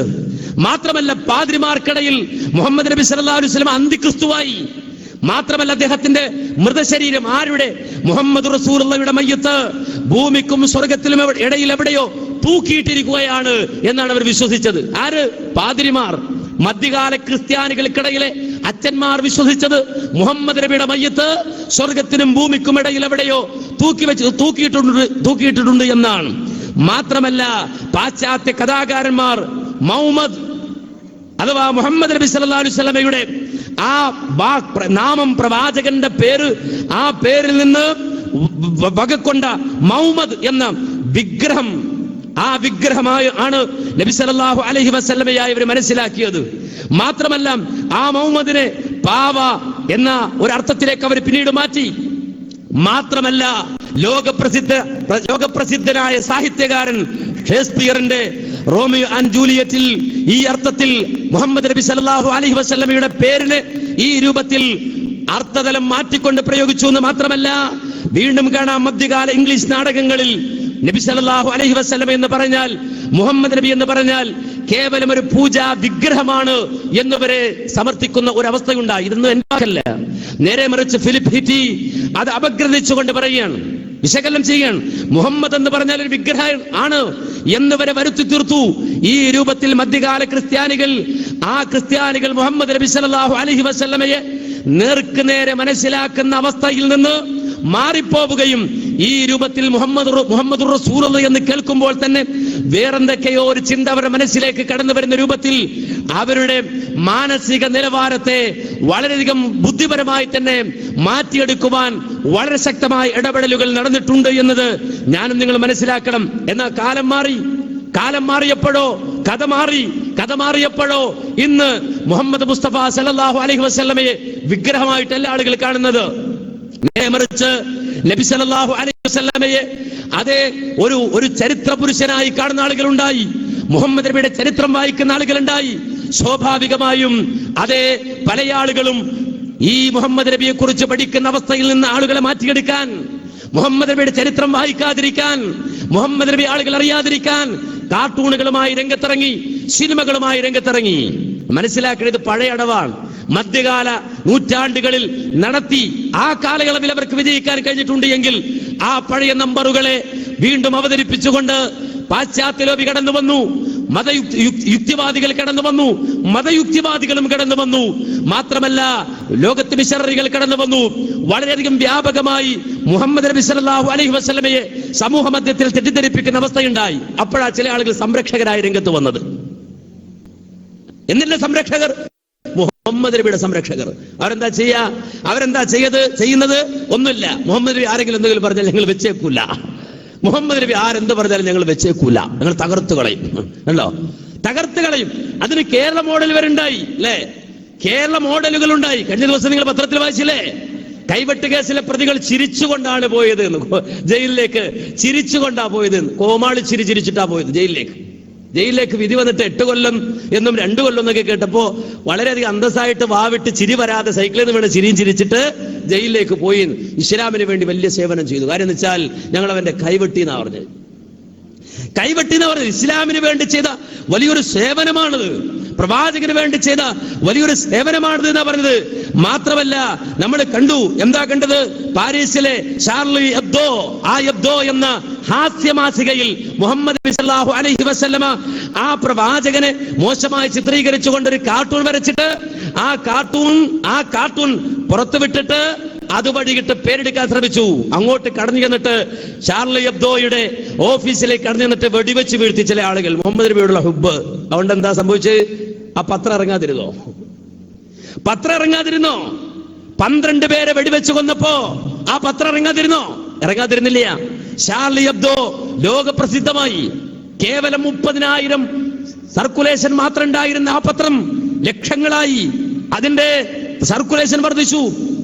മാത്രമല്ല ലോകപ്രസിദ്ധിയാർജിച്ച ഒരു പത്രമായി അത് മാറി എന്ന് മാത്രമല്ല, വീണ്ടും രണ്ടാമതും നബി സല്ലല്ലാഹു അലൈഹി വസല്ലമയെ IS ഭീകരരോട് സാമ്യമുള്ള രൂപത്തിൽ വരച്ചിട്ട് വീണ്ടും ഷാർലി എബ്ദോയുടെ ആ ലേഖനം പുറത്തിറക്കി.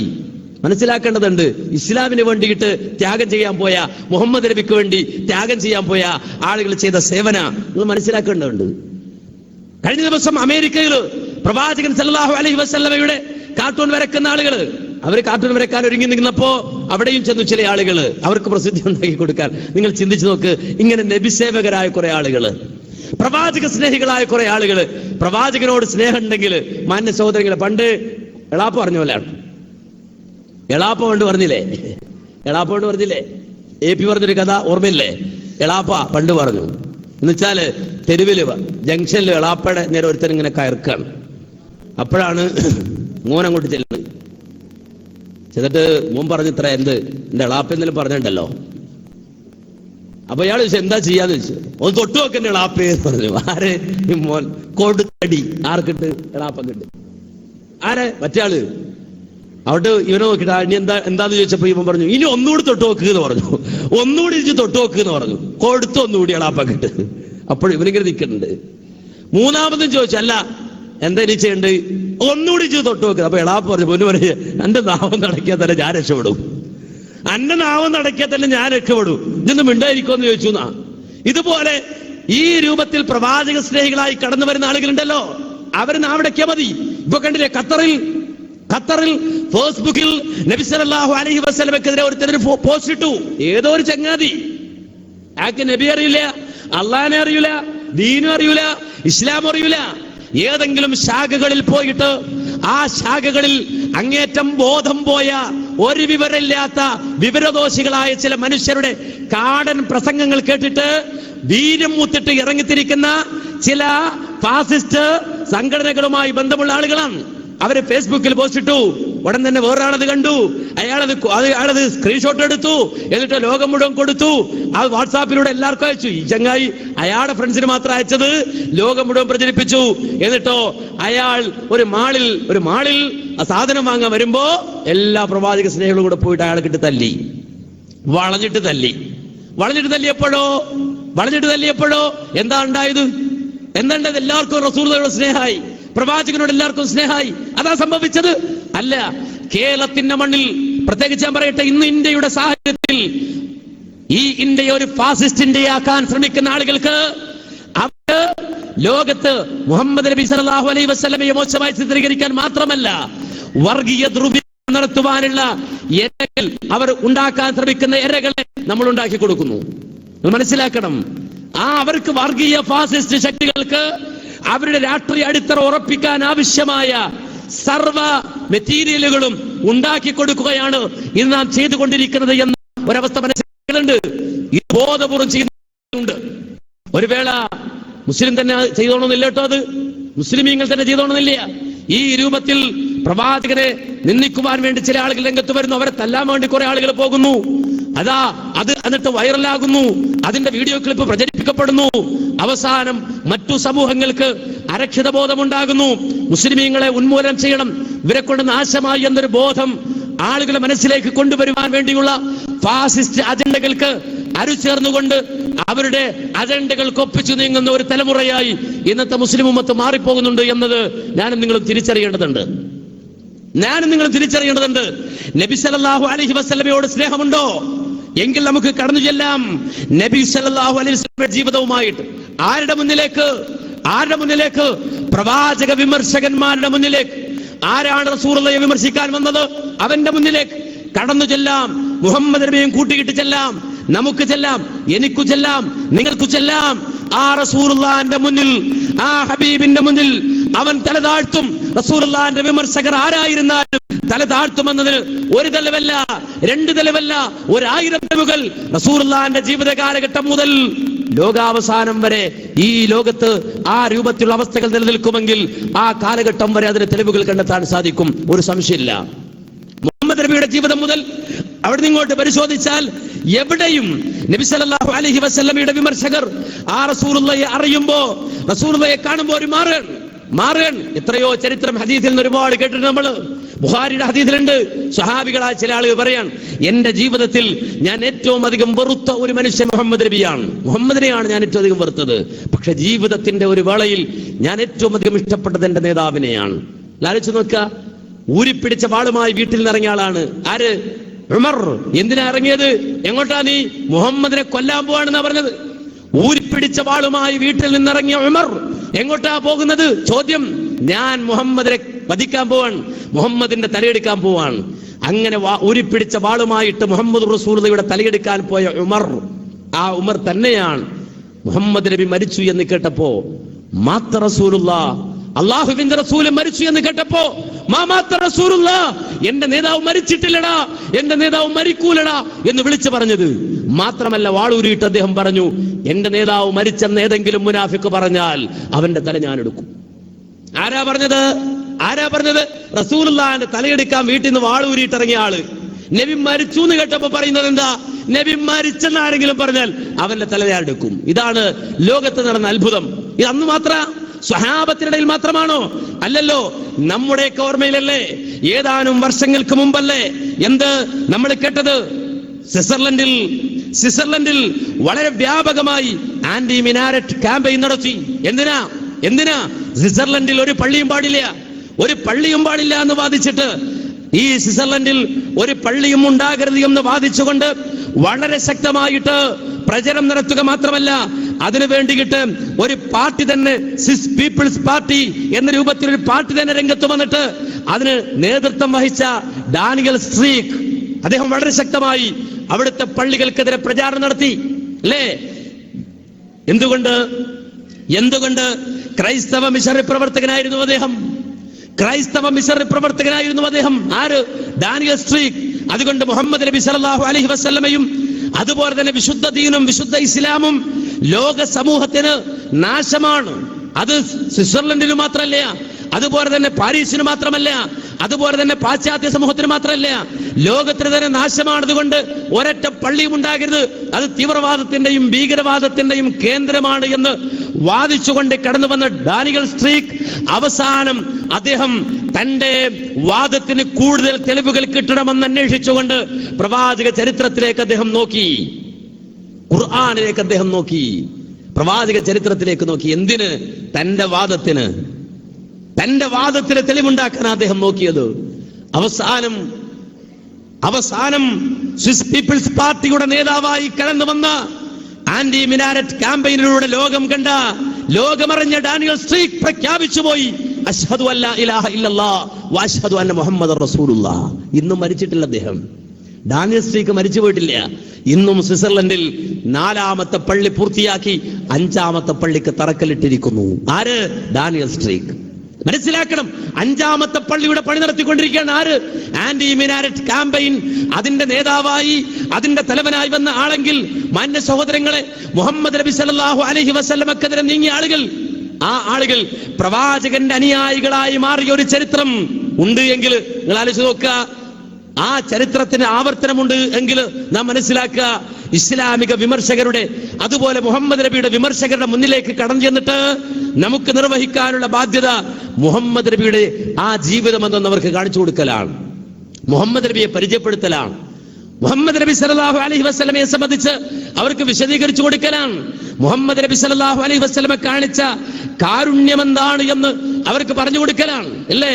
പ്രവാചകന്റെ കാരുണ്യം അതുപോലും ഇന്നിവിടെ ചർച്ചയായി.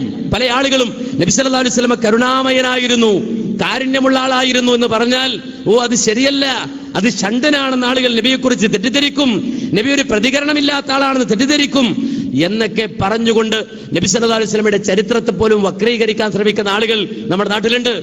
എന്നാൽ ഈ രൂപത്തിലുള്ള പ്രവർത്തനങ്ങളൊക്കെ നടക്കുമ്പോ മുസ്ലിം ഉമ്മത്തിനെ സംബന്ധിച്ചിടത്തോളം നമ്മൾ പറഞ്ഞു കൊടുക്കണം, നമ്മുടെ നേതാവിനെ സംബന്ധിച്ച്, മുഹമ്മദ് റസൂലുള്ളാഹി സ്വല്ലല്ലാഹു അലൈഹി വസല്ലമയെ സംബന്ധിച്ച്, ആ പ്രവാചകന്റെ ജീവിതത്തെ സംബന്ധിച്ച്, ആ പ്രവാചകന്റെ ഇടപെടലുകളെ സംബന്ധിച്ച്, ആ പ്രവാചകൻ സമർപ്പിച്ച ജീവിതത്തിന്റെ ആശയങ്ങളെ സംബന്ധിച്ച് നബി സല്ലല്ലാഹു അലൈഹി വസല്ലമ ഒരിക്കലും ഒരു വർഗീയവാദിയായിട്ടില്ല. അപ്പൊ നമുക്കറിയാം, ലോകത്ത് ഭീകരവാദ പ്രസ്ഥാനങ്ങളൊക്കെ വളരെ ശക്തമായിട്ട് കടന്നു വരികയാണ്.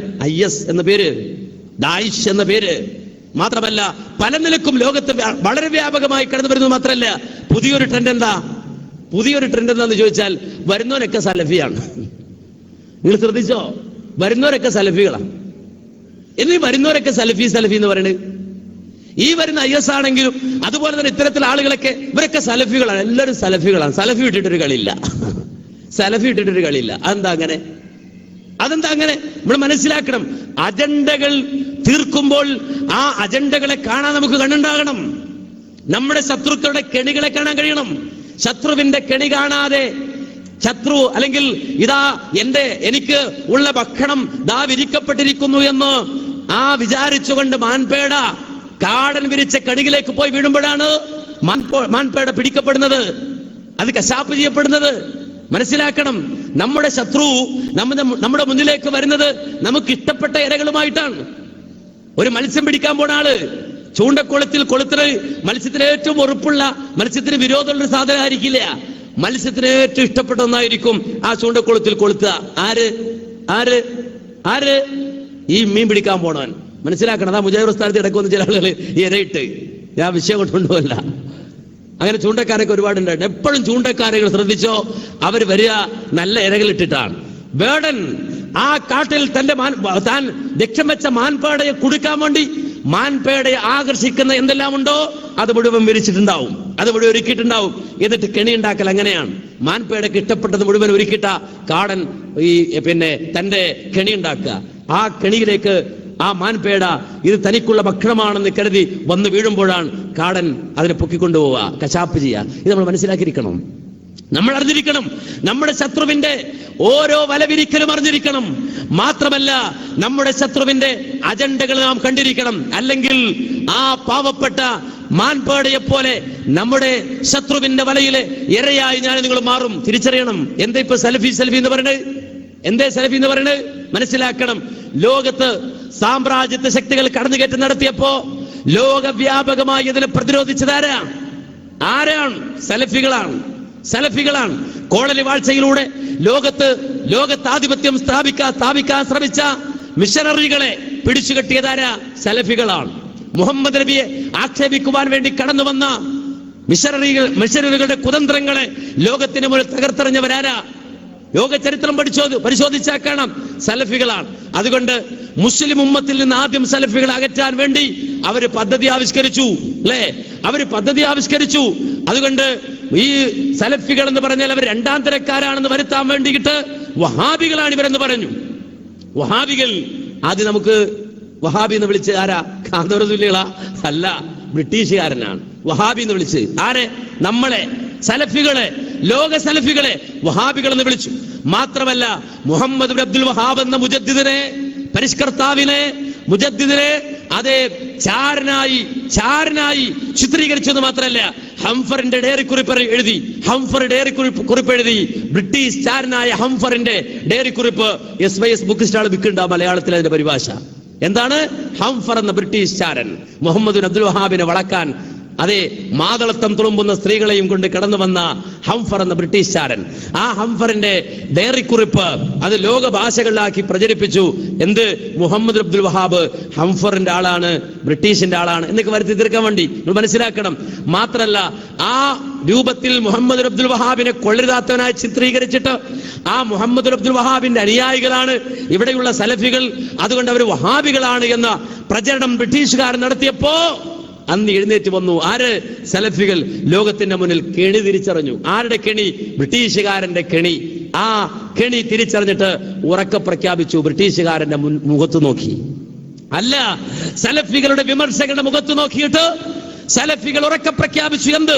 ഇൻകാന താബിഉ അഹ്മദി മുതവഹിബാ ഫഅനൽ മുഖിറു ബിഅന്നനി വഹാബി. മഹാനായ മുഹമ്മദ് റസൂലുള്ളാഹി സ്വല്ലല്ലാഹു അലൈഹി വസല്ലമയെ അനുധാവനം ചെയ്തതിന്റെ പേരിലാണ് ഞങ്ങളെ നിങ്ങൾ വഹാബികൾ എന്ന് വിളിക്കുന്നതെങ്കിൽ ഫഅനൽ മുഖിറു ബിഅന്നനി വഹാബി, ഉറപ്പിച്ചും തറപ്പിച്ചും ഞങ്ങൾ പറയുന്നു ഞങ്ങൾ വഹാബികൾ തന്നെയാണ്. അംഫി ശരീക അനിൽ ഇലാഹി ഫലൈസ ലീ റബ്ബുൻ സിവൽ മുതഫരിദിൽ വഹാബി. ഏകനായ വഹാബായ അല്ലാഹുവിന് പുറമെയുള്ള സർവ്വ പങ്കാളികളെയും ഞങ്ങൾ നിഷേധിക്കുകയാണ്. ലാ ഖുബ്ബത്തുൻ തുർജാ വലാ വതനും വലാ ഖബറുൻ ലഹു സബബും മിനൽ അസ്ബാബി. ഒരിക്കലും അല്ലാഹു സുബ്ഹാനഹു വ തആല ഒരു കുബ്ബയെയും ഒരു വിഗ്രഹത്തെയും ഒരു ഖബറിനെയും അതേ നമുക്കുള്ള സബബുകളാക്കിയിട്ടില്ല, നമുക്ക് സ്വീകരിക്കാനുള്ള ആ കാരണങ്ങളാക്കിയിട്ടില്ല. ഇത് മുമ്പ് പാടിയത് ഇപ്പൊ ഒന്നുകൂടെ കേട്ടി പാടിയാൽ മതി. എന്ത്? ഒന്നുകൂടെ കേട്ടി പാടിയാൽ മതി. എന്ത്? ലാ ഖുബ്ബത്തുൻ തുർജാ വലാ ജിന്നു വലാ ഖബ്റുൻ ലഹു സബബും മിനൽ അസ്ബാബി. അല്ലാഹു സുബ്ഹാനഹു വ തആല ഒരു ജിന്നിനെയോ ഒരു ഖബറിനെയോ അതല്ല എങ്കിൽ ഒരു വിഗ്രഹത്തെയോ അതല്ലെങ്കിൽ ഒരു ഖുബ്ബയെയോ നമുക്കുള്ള സബബാക്കിയിട്ടില്ല. ഇതൊക്കെ പറഞ്ഞതിന്റെ പേരിലാണ് നിങ്ങൾ ഞങ്ങളെ വഹാബി എന്ന് വിളിക്കുന്നതെങ്കിൽ ഫഅനൽ മുഖിറു ബിഅന്നനി വഹാബി, ഞങ്ങളിതാ ഒന്നാമതായും രണ്ടാമതായും മൂന്നാമതായും ഉറപ്പിച്ചും തറപ്പിച്ചും പറയുന്നു ഞങ്ങൾ വഹാബികളാണ്. ചീറ്റിപ്പോയി, വഹാബി തന്ത്രം ചീറ്റിപ്പോയി അല്ലേ? മുമ്പ് മുജാഹിദ് എന്ന് വിളിക്കോ, ആരെങ്കിലും സലഫി എന്ന് വിളിക്കോ? വഹാബിന. ഇപ്പോഴും ഏപ്പിക്കാർ ചില പരിപാടി നടത്തുമ്പോൾ കാണാം പോസ്റ്റർ വഹാബികൾക്ക് മറുപടി. വഹാബികളും അല്ല അവര്, വഹാബികള് സാധുക്കള്. നിങ്ങൾ മനസ്സിലാക്കണം. ആ പഴയതിലേക്ക് കൊണ്ടുപോകാൻ നോക്കാൻ. ഇതൊക്കെ പഴയ അജണ്ട, പഴയ അച്ചൊക്കെ അവിടെ തന്നെ ഉണ്ട്. അങ്ങോട്ട് വീണ്ടും കൊണ്ടുപോകും. ആ പഴയ അച്ഛൻ സീലൊക്കെ ഒന്ന് അടിച്ചു നോക്കുക, അടിച്ചാലേക്കൂല. അത് കഴിഞ്ഞുപോയി. ഞാൻ പറഞ്ഞില്ലേ, കാർട്ടൂൺകാർ മാത്രമല്ല, 9-ാം നൂറ്റാണ്ടിൽ റസൂലുള്ളാഹിന്റെ കാർട്ടൂൺ വരച്ചിട്ടുണ്ട്. ഗ്രീക്ക് ചരിത്രകാരൻ വളരെ മോശമായിട്ട് 9-ാം നൂറ്റാണ്ടിൽ. മനസ്സിലാക്കണം. ആ 9-ാം നൂറ്റാണ്ടിൽ പഴയ അച്ചെടുത്ത് ഇപ്പോ ഡെൻമാർക്കിലും പാരീസിലും സ്വിറ്റ്സർലൻഡിലും അങ്ങനെ പാശ്ചാത്യ രാജ്യങ്ങളിൽ അതേ വീണ്ടും ആ പഴയ അച്ചെടുത്ത് പ്രയോഗിക്കുമ്പോ അത് കുറെ കണ്ടതാ. നമ്മള് പറയണം, നമുക്ക് പറയാൻ കഴിയും. നമുക്ക് ഇതൊരുപാട് കണ്ടതാ കൂട്ടരെ. അതുകൊണ്ട് മുസ്ലിങ്ങൾ കുറഞ്ഞു പോയിട്ടില്ല, മുഹമ്മദ് അനുയായികൾ കുറഞ്ഞു പോയിട്ടില്ല, ഇതൊന്നും കൊണ്ട് കുറഞ്ഞു പോയിട്ടില്ല. ഇതുപോലെ ഈ തന്ത്രം കൊണ്ട് ഒരിക്കലും സലഫിയത്ത് പുറകോട്ടില്ല. അവര് മുന്നോട്ട് വന്നു, ശക്തമായി നിലകൊണ്ടു. അപ്പോഴാ പുതിയ വേറെ അജണ്ടകൾ വന്നത്. സലഫിയത്തിനെ മുഴുവനും ടാർഗറ്റ് ചെയ്യപ്പെട്ടത്. ലോക സലഫികളെ ടാർഗറ്റ് ചെയ്തത് അല്ലേ? ലോക സലഫികളെ ടാർഗറ്റ് ചെയ്തു. എങ്ങനെ ടാർഗറ്റ് ചെയ്തത് നിങ്ങൾ മനസ്സിലാക്കണം. ലോകത്ത് ബ്രിട്ടീഷ് ആധിപത്യ കാലഘട്ടത്തിൽ ഇന്ത്യ മഹാരാജ്യത്ത് രൂപം കൊണ്ട ഏറ്റവും വലിയ ഒരു തിന്മയുണ്ട്. ഏറ്റവും വലിയ ഇസ്ലാമിന്റെ പേരിൽ, ഇസ്ലാമിക സമൂഹത്തിന്റെ പേരിൽ രൂപം കൊണ്ട വലിയൊരു തിന്മ. നിങ്ങൾ ചെറുതായി കാണരുത്. ഇപ്പൊ ചില ആളുകൾക്ക് അതിനെപ്പറ്റി അറിയില്ല. ചില സാധുക്കള് മറന്നുപോയി വിഷയങ്ങൾ. ചില സാധുക്കൾ വിഷയങ്ങളൊക്കെ മറന്നുപോയി. ഇന്ത്യ രാജ്യത്ത് രൂപം കൊണ്ട ഏറ്റവും വലിയ വിഷവിത്ത് മനസ്സിലാക്കണം. തെളിവുകൾ കൊണ്ട് സംസാരിക്കാൻ കഴിയുന്ന രൂപത്തിൽ, തെളിയിക്കാൻ കഴിയുന്ന രൂപത്തിൽ ബ്രിട്ടീഷ് ആധിപത്യ ഇന്ത്യയിൽ, ഇന്ത്യ രാജ്യത്ത് പഞ്ചാബിലെ പത്താംകോട്ടിൽ രൂപം കൊണ്ട വലിയൊരു വിഷവിത്ത്. അന്ന് പഞ്ചാബിൽ നിന്നുണ്ടായത് രണ്ട് സംഗതികളാ. ആ കാലത്ത് ബ്രിട്ടീഷ് ആധിപത്യ ഇന്ത്യയിൽ 2 സംഗതികളാ പഞ്ചാബിൽ നിന്ന് വന്നു. ഒന്ന്, പഞ്ചാബിലെ കാദിയാനിൽ നിന്ന് കാദിയാനിസം. 2, പഞ്ചാബിലെ പത്താംകോട്ടിൽ നിന്ന് മൗദൂദിസം. എന്താ മൗദൂദിസം ലോകത്ത് ചെയ്തത്? ലോകത്ത് മൗദൂദിസം ചെയ്തത് എന്താണെന്ന് ചോദിച്ചാൽ, ഇസ്ലാമിന്റെ ലേബലൊട്ടിച്ചുകൊണ്ട് വർഗീയ ചിന്തകളെ ലോകത്ത് പ്രസരിപ്പിച്ചു എന്നുള്ളതാണ്.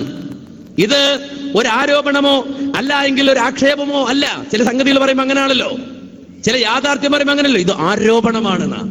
രായുടെ ശബ്ദത്തിലറിയോ? ചില യാഥാർത്ഥ്യങ്ങൾ പറയുമ്പോ ഇത് ആരോപണാണെന്നാ. ഇത് ആരോപണമല്ല. രാക്ക് ശബ്ദമുണ്ട കാര്യമില്ല. ഒരിക്കലും ഇത് ആരോപണമല്ല. നേരെ മറിച്ച് ഈ സംഗതികൾ ലോകത്ത് കാര്യങ്ങളെ നോക്കിക്കണ്ടവർ, കാര്യങ്ങളെ വീക്ഷിച്ച ആളുകൾ മുഴുവനും അംഗീകരിച്ചിട്ടുണ്ട്. ഒരുപാട് തെളിവുകളുണ്ട്. ഞാൻ കൂടുതൽ വിശദീകരിക്കുന്നില്ല. ഒരേ ഒരു സംഗതി മാത്രം പറയാം. എന്താണെന്നറിയോ? എന്താണ് ഈ അടുത്ത കാലഘട്ടത്തിൽ ഈജിപ്തിന്റെ മണ്ണിൽ നമുക്കറിയാം, ഇടയ്ക്ക് കേട്ടു മുല്ലപ്പൂ വിപ്ലവം എന്നാണ് അല്ലേ?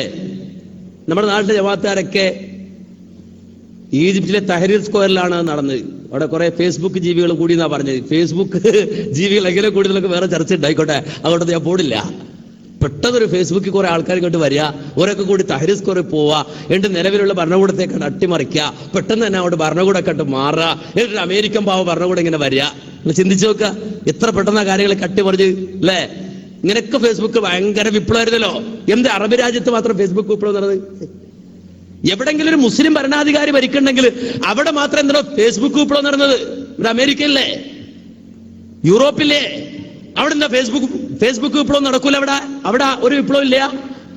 അവിടൊക്കെ സമാധാനപരമായിട്ട് കാര്യം പോവുക അല്ലെ? എവിടെങ്കിലും ഒരു മുസ്ലിം ഭരണകൂടം ഉണ്ടെങ്കിൽ, ഇസ്ലാമിക ഭരണകൂടം ഞാൻ പറയണില്ല, ഒരു മുസ്ലിം ഭരണകൂടം ഉണ്ടെങ്കിൽ അവിടെ മാത്രം ഫേസ്ബുക്ക് വിപ്ലവം നടക്കുക അല്ലെ? അതിന്റെ അലൂരികൾ എവിടെ? ബഹ്റൈനിൽ വരെ, സൗദി അറേബ്യയില് അല്ലെ, ഈജിപ്തില് അത് വിജയിച്ചു, സുഡാനില് അല്ലെ, ഇവിടെയൊക്കെ നടന്നു. അപ്പോഴൊക്കെ കേരളത്തിന്റെ മണ്ണിൽ തഹരീർ സ്ക്വയറുകൾ ഉണ്ടാക്കി ചില ആളുകള് സ്ക്വയർ ഉണ്ടാക്കി. ഇവിടെ വട്ടത്തില് റമളാൻ മാസത്തിൽ വരെ സ്ക്വയർ ഉണ്ടാക്കിയിരുന്ന ആൾക്കാരുണ്ട് ഇവിടെ കേരളത്തില്. എവിടെ പോയാലും മുല്ലപ്പൂവിന് ഭയങ്കര മണമായിരുന്നു. മുല്ലപ്പൂ വിപ്ലവം. എവിടെ നോക്കിയാലും പോസ്റ്റർ നോക്കിയാൽ മുല്ലപ്പൂ. അതുപോലെ തന്നെ എല്ലായിടത്തും പുതിയ മുല്ലപ്പൂവിന്റെ പുതിയ ഐറ്റംസ് ഒക്കെ ആയിട്ട് ഭയങ്കര വിപ്ലവമായിരുന്നു ഇവിടെ. ഇപ്പോഴെവിടെ മുല്ലപ്പൂ കാണുന്നുണ്ടോ? മുല്ലപ്പൂവിന് വല്ല ചെലവുണ്ടോ? സ്ക്വയർ ഉണ്ടോ ഇപ്പോ? ഇല്ല. അന്നേ ഞങ്ങൾ പറഞ്ഞത് മുല്ലപ്പൂ അല്ല, ചേമ്പുമ്പൂവാണ്. ഭയങ്കര നാട്ടായിരിക്കും, ചേമ്പുമ്പൂവാണ് അന്ന് പറഞ്ഞു. നമ്മള് വെറുതെ പറഞ്ഞല്ല. അന്നത്തെ നിരീക്ഷകർ, ആ നിരീക്ഷകരുടെ തെളിവുകൾ ഉദ്ധരിച്ചുകൊണ്ടാണ് പറഞ്ഞത്.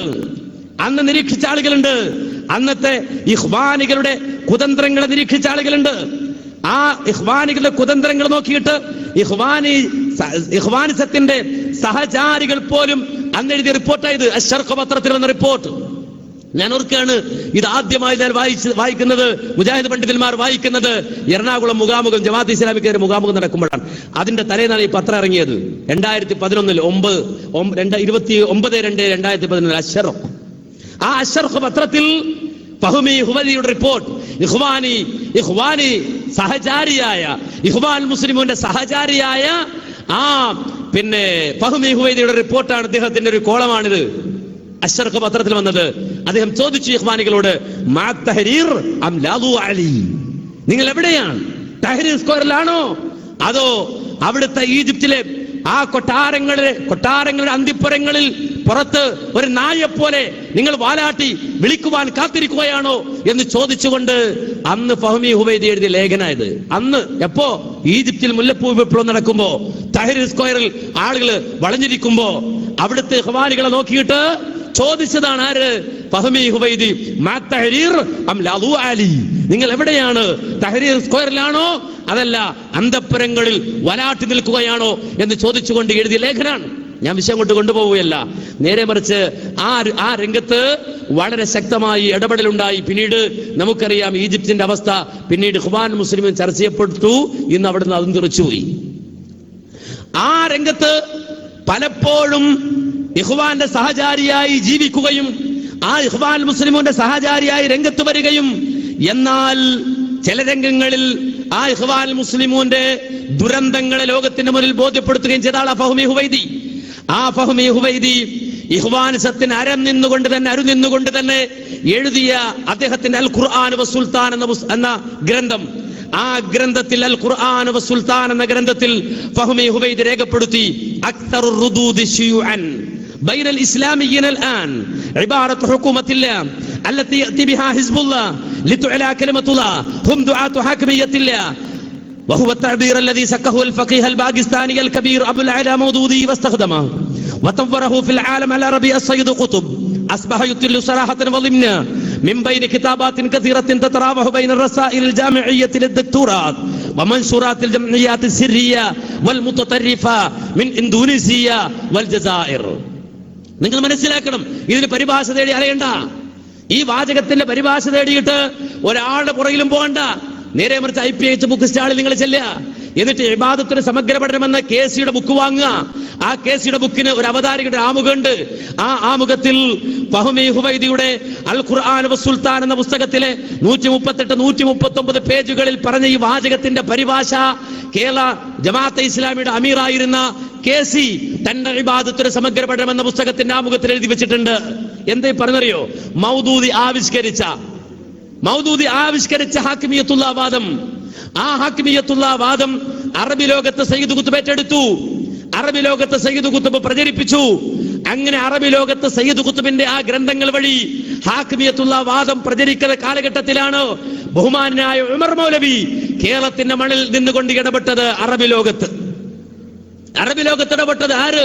നമ്മുടെ തിരൂർക്കാട്. ആ തിരൂർക്കാടിന്റെ പേരിൽ അറിയപ്പെടുന്ന വെളിയങ്കോട്ടുകാരനായിരുന്ന മഹാനായ ഉമർ മൗലവി അറബി ലോകത്ത് ഇടപെട്ടിട്ട് ഈ രംഗത്ത് മൗദൂദി ആവിഷ്കരിച്ച സയ്യിദ് ഖുത്ബ് പ്രചരിപ്പിച്ച ഈ പിഴച്ച വാദത്തെ നഖശിഖാന്തം എതിർത്തുകൊണ്ട് ലേഖനം എഴുതിയത് ഇബ്നു ബാസിന്. നിങ്ങൾക്കറിയാം, 37 വാള്യങ്ങളുള്ള ഫത്താവ ഇബ്നു ബാസിന്റെ ഫത്താവയിൽ 2ാം വാള്യത്തിന്റെ 1ാമത്തെ ഫത്വയിലും 5ാം വാള്യത്തിലും 2 തവണയാണ് ഉമർ മൗലവിയെ പരിചയപ്പെടുത്തുന്നത്. നിങ്ങൾ മനസ്സിലാക്കണം, എവിടുന്ന്? ഈ കേരളത്തിന് ഇവർ സാധാരണ ജമാഅത്ത് ഇസ്ലാമിക്കാർ പറയാണെന്ന് വെച്ചാൽ, ഇവർക്ക് ഈ കേരളത്തിന്റെ ഇട്ടാവട്ടത്തിലെ ഒരു പൊട്ടക്കിണച്ചിന്റെ ഉള്ളിൽ മാത്രം കഴിയണ ഈ മുജാഹിദുകൾ പറയുന്നത് ഇട്ടാവട്ടം. പറയുന്ന ആൾക്കാർ 2 വട്ടമുള്ള ആൾക്കാരാണ്. ഓ 2 വട്ടത്തിൽ അറിയപ്പെടുന്ന ആൾക്കാരാണ് പലപ്പോഴും പറഞ്ഞിരുന്നത്. ആയിക്കോട്ടെ, അങ്ങനെ ഈ ഇട്ടാവട്ടത്തിൽ ഈ ഒരു പൊട്ടക്കിണച്ചിന്റെ ഉള്ളിൽ ഒരു പൊട്ടത്തവളയായി കഴിഞ്ഞ മുജാഹിദുകളാണ് അവർ പറയാറ്. പക്ഷെ അങ്ങനല്ലേ? അറബി ലോകത്തിൽ നിന്നും അതിന്റെ തെളിവ് അവശേഷിക്കാൻ നിങ്ങൾ പറിച്ചു നോക്ക്. ഫത്താവ ഇബ്നു ബാസിന്റെ 2ാം വാള്യത്തിന്റെ 1ാം ഫത്വ, 5ാം വാള്യം, 2ഇടത്തും പരിചയപ്പെടുത്തുന്നുണ്ട് ആരെ? മഹാനായ ഉമർ മൗലവിയെ. ഉമർ മൗലവിക്ക് കൊടുക്കുന്ന ഒരു ഡെസിഗ്നേഷൻ ഉണ്ട്. എന്നറിയോ? സാഹിബു മജല്ലത്തി സൽസബീൽ പത്രത്തിന്റെ ആള്. സൽസബീൽ പത്രത്തിന്റെ ആള് ഉമർ മൗലവി.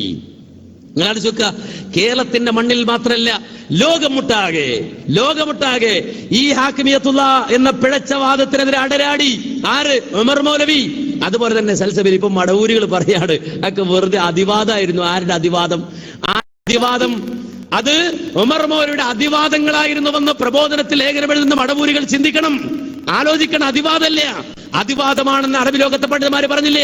നേരെ മറിച്ച് അബുൽ അഅ്ല മൗദൂദിക്ക് ബിർബാസികത്ത് എഴുതിയപ്പോഴും പറഞ്ഞു, ഞാൻ അതേ ഉമർ മൗലവി എന്ന് പറയുന്ന ആൾ എന്നെ ഇത് ബോധ്യപ്പെടുത്തിയിട്ടുണ്ട്, ഞാൻ എങ്ങനെ മനസ്സിലാക്കിയിട്ടുണ്ട്, മലബാറിൽ നിന്ന് ചില ആളുകൾ എന്നോട് ഈ വിവരം പറഞ്ഞിട്ടുണ്ട് എന്ന് അബുൽ അഅ്ല മൗദൂദിക്ക് കത്തെഴുതിയ വിവരം പറയുമ്പോഴും അബുൽ അഅ്ല മൗദൂദിയെ തിരുത്താൻ ഇബ്നു കത്തെഴുതുമ്പോഴും പറഞ്ഞത് ഇബ്നു ബാസിന്റെ ഫതാവയിൽ നിങ്ങൾക്ക് കാണാൻ കഴിയും. അത് വലിയൊരു വിഷയമാണ്, ഞാൻ അങ്ങോട്ട് പോവല്ല, വേണ്ടി വന്നാൽ ജനങ്ങളെ ബോധ്യപ്പെടുത്തേണ്ട കാര്യവുമാണ്. ഈ രൂപത്തിൽ ജമാഅത്തെ ഇസ്ലാമിയെ കേരളത്തിന്റെ മണ്ണിൽ നിന്നുകൊണ്ടാണ് പിഴുതെറിഞ്ഞത്. ലോകത്ത് ജമാഅത്തെ ഇസ്ലാമിയെ ബോധ്യപ്പെടുത്തി കൊടുത്തത്. യഥാർത്ഥത്തിൽ ആ ഹാക്കിമിയത്തുള്ള വാദം കൊണ്ട് എന്താ സംഭവിച്ചത്? ഫഹ്മി ഹുവൈദി പറയാൻ എന്താണെന്നറിയോ? ഈ ഹാക്കിമിയത്തുള്ള വാദം ഫിൽ ആലം അൽ അറബിയ സയ്യിദ് ഖുത്ബ്, ആ സയ്യിദ് ഖുത്ബ് വഴി അറബി ലോകത്ത് അങ്ങ് പ്രചരിച്ചു കഴിഞ്ഞപ്പോ അതുവഴി ഉണ്ടായ ദുരന്തം എന്തെന്ന് ചോദിച്ചാൽ അസ്ബഹ യുത്ലു സറാഹത്തൻ വളിംന മിൻ ബൈനി കിതാബാത്തിൻ കസീറത്തിൻ തതറാവഹു ബൈന റസാഇൽ ജാമിഇയ്യത്തിൽ ദുക്തുറാത്ത്. ഡോക്ടറേറ്റിന് വേണ്ടിയിട്ട് യൂണിവേഴ്സിറ്റികളിൽ സമർപ്പിക്കുന്ന തീസീസായി പോലും ചില ആളുകൾ ഈ സയ്യിദ് ഖുത്ബിന്റെയും മൗദൂദി സാഹിബിന്റെയും ഹാക്കിമിയത്തുള്ള വാദം അവതരിപ്പിച്ചു. PhD എടുക്കാൻ പോണവൻ, ഡോക്ടറേറ്റ് എടുക്കാൻ പോകുന്നവൻ യൂണിവേഴ്സിറ്റിയിൽ പോയിട്ട് ഹാക്കിമിയത്തുള്ള അവതരിപ്പിക്കാൻ തുടങ്ങി. മാത്രമല്ല മറ്റൊരു ദുരന്തം ഉണ്ടായത് എന്താണെന്ന് ചോദിച്ചാൽ അതുവഴി അത് പ്രചരിപ്പിച്ചിട്ട് വമൻഷൂറാത്തിൽ ജംഇയ്യാത്തി സിർരിയ മിൻ ഇന്തോനേഷ്യ വൽ ജസായിർ, അൾജീരിയ മുതൽ ഇന്തോനേഷ്യ വരെ വളർന്ന് പടർന്നു കിടക്കുന്ന രഹസ്യ സ്വഭാവമുള്ള തീവ്രവാദ സംഘടനകൾ തങ്ങളുടെ അജണ്ടയായി, തങ്ങളുടെ പ്രഖ്യാപിത മുദ്രാവാക്യമായി ഹാക്കിമിയത്തുള്ള വാദത്തെ സ്വീകരിച്ചു. ഇതൊന്നും എന്റെ പരിഭാഷ നോക്കിയിട്ട് ഈ അർത്ഥം നോക്കിയിട്ട് നിങ്ങൾ മനസ്സിലാക്കണ്ട. IPH ബുക്ക് സ്റ്റാർട്ട് ചെന്നിട്ട് ഈ പറയുന്ന ഇബാദത്ത് സമഗ്ര പഠനം പുസ്തകം വാങ്ങിയിട്ട് KC പരിഭാഷ തന്നെ ഉണ്ട്. അതിൽ ഈ വാചകത്തിന് പരിഭാഷ എഴുതി വെച്ചിട്ടുണ്ട് അവിടെ. അപ്പൊ നമ്മുടെ കയ്യിൽ നിന്നിട്ടൊന്നും പറയണ്ട. ഞാൻ പറഞ്ഞത് എന്താന്ന് ചോദിച്ചാൽ ഈ വാദം ലോകത്ത് വ്യാപിച്ചു. ഈജിപ്തിന്റെ മണ്ണിൽ ഖുത്ബ് കൊണ്ടുവന്നു, ഹസൻ ബന്നയിലൂടെ പ്രചരിപ്പിക്കപ്പെട്ടു. എന്താ സംഭവിച്ചത്? ഈജിപ്തിൽ ജമാഅത്തുകാർക്ക്, ഇഖ്വാന്റെ ആളുകൾക്ക് പുറത്തിറങ്ങി നടക്കാൻ കഴിയാതായി. എന്തേ ജമാഅത്തിലൂടെ ഇത്രയും തുള്ളിയെന്നറിയോ? നിങ്ങൾ ആലോചിക്കുക. അബ്ദുൽ നാസറിന്റെ ഭരണകാലഘട്ടത്തിൽ ഈജിപ്തിന്റെ മണ്ണിൽ ഇത് പുറത്ത് പറയാൻ കഴിയാതെ അവര് വിഷമിച്ചിട്ടുണ്ട്, അവരെ നരകിച്ചിട്ടുണ്ട്. അവസാനം അതേ ഈജിപ്തിന്റെ മണ്ണിൽ കർലാവി എന്തേ ഖത്തറിൽ യൂസുഫുൽ കർലാവി ഈജിപ്തുകാരനാ. ആ ഈജിപ്തുകാരനായ കർലാവി എന്തേ പോയി ഖത്തറിൽ അഭയം പ്രാപിച്ചത്? കർലാവിക്ക് ഒരിക്കലും ഈജിപ്തിൽ ജീവിക്കാൻ അവകാശം ഉണ്ടായിരുന്നില്ല. അതുകൊണ്ടാണ് ഖത്തറിലുള്ള കർലാവിയോട് ഒരിക്കൽ ചോദിച്ചു ഈജിപ്തിനെ കുറിച്ച്, നാഗരികതകൾ ഉറങ്ങുന്ന ഈജിപ്തിനെ കുറിച്ച്, നാഗരികതകളും സംസ്കാരങ്ങളും ഉറങ്ങുന്ന ഈജിപ്തിനെ കുറിച്ച് വേറെ ഒരുപാട് പറയാനുണ്ട്. ഒരുപാട് സംസ്കാരത്തിന്റെയും ഇസ്ലാമിക സമൂഹത്തെ സ്വീകരിച്ച കഥ ഈജിപ്തിന് പറയാനുണ്ട്. ആ ഈജിപ്തിനെ കുറിച്ച് കർലാവിയോട് ചോദിച്ചപ്പോ കർലാവി അതിന് മറുപടി പറയുന്ന ഒരു ആയത്ത് ഓതിയിട്ടാണ്.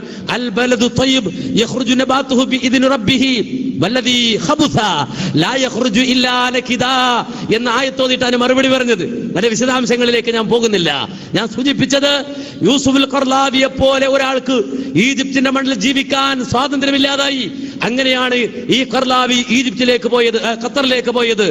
മാത്രമല്ല ഇതുപോലെ ആ ഈജിപ്തിലുണ്ടായിരുന്ന ഇഖ്വാൻ ചിന്തകരായ ആളുകൾ ഖത്തറിലേക്ക് മാത്രമല്ല, നേരെ മറിച്ച് സൗദി അറേബ്യയിലേക്ക് ചില ആളുകൾ ചേക്കേറി. ആ സൗദി അറേബ്യയിൽ വന്നു. സൗദി അറേബ്യയിലെ യൂണിവേഴ്സിറ്റികൾ ഉപയോഗപ്പെടുത്തി. മക്കയുടെയും മദീനയുടെയും രണ്ട് ഹറമുകളുടെയും നാട്ടിൽ അവർ ആധിപത്യം ഉറപ്പിച്ചു. അങ്ങനെ ആ നാടുകളിലേക്ക് ചേക്കേറിയ ചില ഇഖ്വാനികളാണ് അവിടുത്തെ യൂണിവേഴ്സിറ്റിയിലേക്ക് പഠിച്ച് മദീനിമാരായി. ചില ആളുകൾ മദീനി ചില ആളുകൾ മദീനി എന്ന് പറഞ്ഞാൽ അതായി മദീ ആ കോലത്തിലായി അല്ലെ, ഇനി മദീന കോലത്തിലായി. ആ രൂപത്തിൽ മദീനിമാരായി. മാത്രമല്ല പല കോലത്തിലുമായി. എന്നിട്ട് ഇവിടെ നിൽക്കുമ്പോൾ വലിയ ഇത്രയും താടിയൊക്കെ ഉണ്ടാവും. എവിടെ? മക്കത്ത് മദീനത്തൊക്കെ പഠിക്കുമ്പോൾ ഉമ്മുൽ ഖുറായിലും മദീനത്തൊക്കെ പഠിക്കുമ്പോൾ ഇത്രയും താടിയാ. ആർക്ക്? ഈ ഇഖ്വാനികൾ വലിയ താടിയൊക്കെ വെച്ച് വരും, ഭയങ്കര താടിയാ. എന്നിട്ട് പോകുമ്പോ എയർപോർട്ടിൽ ചെന്നിട്ട് ആ ഷേവിംഗ് എടുത്തിട്ട് വടിച്ചിട്ട് അതിങ്ങനെ പാക്ക് ചെയ്ത് ഉസ്താദുമാർക്ക് അവർ അയച്ചു കൊടുക്കുമായിരുന്നു. റിട്ടേൺ ഈ താടി ഒരു പാക്കറ്റിലാക്കി അവർ തിരിച്ച് അയച്ചു കൊടുക്കുമായിരുന്നു. ആര്? ഇഖ്വാനികൾ. ചിന്തിക്കണം. മാത്രമല്ല ആ ഇഖ്വാനികൾ ഇവിടുത്തെ പ്രൊഫസർമാരായി. എവിടുത്തെ? മദീന യൂണിവേഴ്സിറ്റിയിലെ, ഉമ്മുൽ ഖുറ യൂണിവേഴ്സിറ്റിയിലെ പ്രൊഫസർമാരായി. എന്ന് മാത്രമല്ല, ലോകത്തിന്റെ വ്യത്യസ്ത ഭാഗങ്ങളിൽ നിന്ന് മദീനയിലേക്കും മക്കത്തുമുള്ള യൂണിവേഴ്സിറ്റികളിൽ പഠിക്കാൻ വരുന്ന വിദ്യാർത്ഥികൾ, ആ പഠിക്കാൻ വരുന്ന വിദ്യാർത്ഥികൾക്കിടയിലൂടെ ഇഖ്വാനിയൻ ചിന്തകൾ ഇവർ പ്രചരിപ്പിക്കാൻ തുടങ്ങി. എന്നുവെച്ചാൽ ഇവൻ വന്നത് സലഫിയായിട്ടാ, പോണത് ഇഖ്വാനിയായിട്ടാണ്. അങ്ങനെയാണ് നമ്മുടെ ചങ്ങായി കോഴിക്കോട് മടവൂരിന്ന് വണ്ടി കയറി ഉമ്മുൽ ഖുറ പോയി തിരിച്ചു വന്നപ്പോ ഇഖ്വാനിയായത്. മനസ്സിലാക്കണം. ഇവിടുന്ന് പോയപ്പോ സലഫിയായി പോയി, അവിടെ പോയി അവിടുന്ന് ചില ശിക്ഷണം കിട്ടിക്കഴിഞ്ഞ് തിരിച്ചു വന്നതോ സുറൂരിയായി, ഇഖ്വാനിയായി കടന്നു വന്നിട്ടുണ്ട്. ഇങ്ങനെ ലോകത്തിന്റെ വ്യത്യസ്ത ഭാഗങ്ങളിൽ സലഫികൾക്കിടയിലേക്ക് ഈ ചിന്താഗതി പ്രചരിപ്പിക്കുവാൻ വേണ്ടി ശ്രമിച്ചു. അങ്ങനെ പുതിയ ഒരു ശക്തി ഇഖ്വാനിസം ഇതിനുള്ളിൽ രൂപപ്പെടുത്തിക്കൊണ്ടുവന്നു. ഇഖ്വാനിക അജണ്ടയെ നടപ്പാക്കുന്ന ഒരു സംഘത്തെ രൂപപ്പെടുത്തിക്കൊണ്ടുവന്നു. ഇത് ലോകവ്യാപകമായി ഉണ്ടായതാണ്. അതാണ് ഈ IS എന്ന് പറഞ്ഞാലും ദാഇശ് എന്ന് പറഞ്ഞാലും. ഇന്ന് സലഫിയത്തിന്റെ പേരിൽ ഇപ്പോ അൽ ഖ്വയ്ദ, ആരാണ് നേതാവ്? Osama bin Laden. ഈ 2 ആഴ്ച മുമ്പും പ്രബോധനം എഴുതാണ് ഉസാമ ബിൻ ലാദൻ സലഫിയാണ്. ഉസാമ ബിൻ ലാദൻ സലഫിയാണ്. ഈ അടുത്ത സമയത്തും പ്രബോധനം എഴുതുക. നിങ്ങൾ ചെറുതായിട്ട് കാണരുത് കൂട്ടരെ, ചെറുതായിട്ട് കാണരുത്. നിങ്ങൾ മനസ്സിലാക്കണം, വേൾഡ് ട്രേഡ് സെന്റർ തകർക്കപ്പെട്ട കാലയളവിൽ, വേൾഡ് ട്രേഡ് സെന്റർ തകർക്കപ്പെട്ട ആ കാലഘട്ടത്തിൽ അരുന്ധതി റോയ് ഒരു ലേഖനം എഴുതി.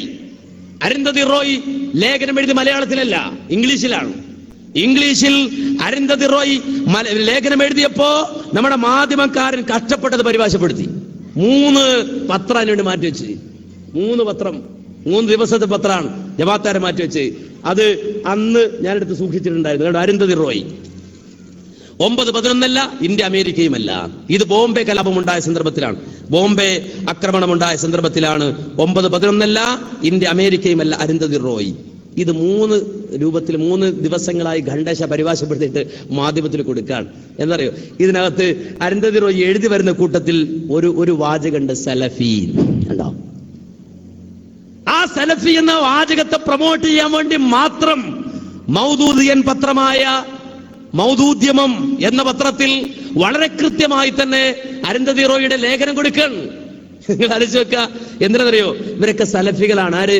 ലക്ഷറി തോയിബ എന്ന് പറയുന്ന സലഫിയാണ്.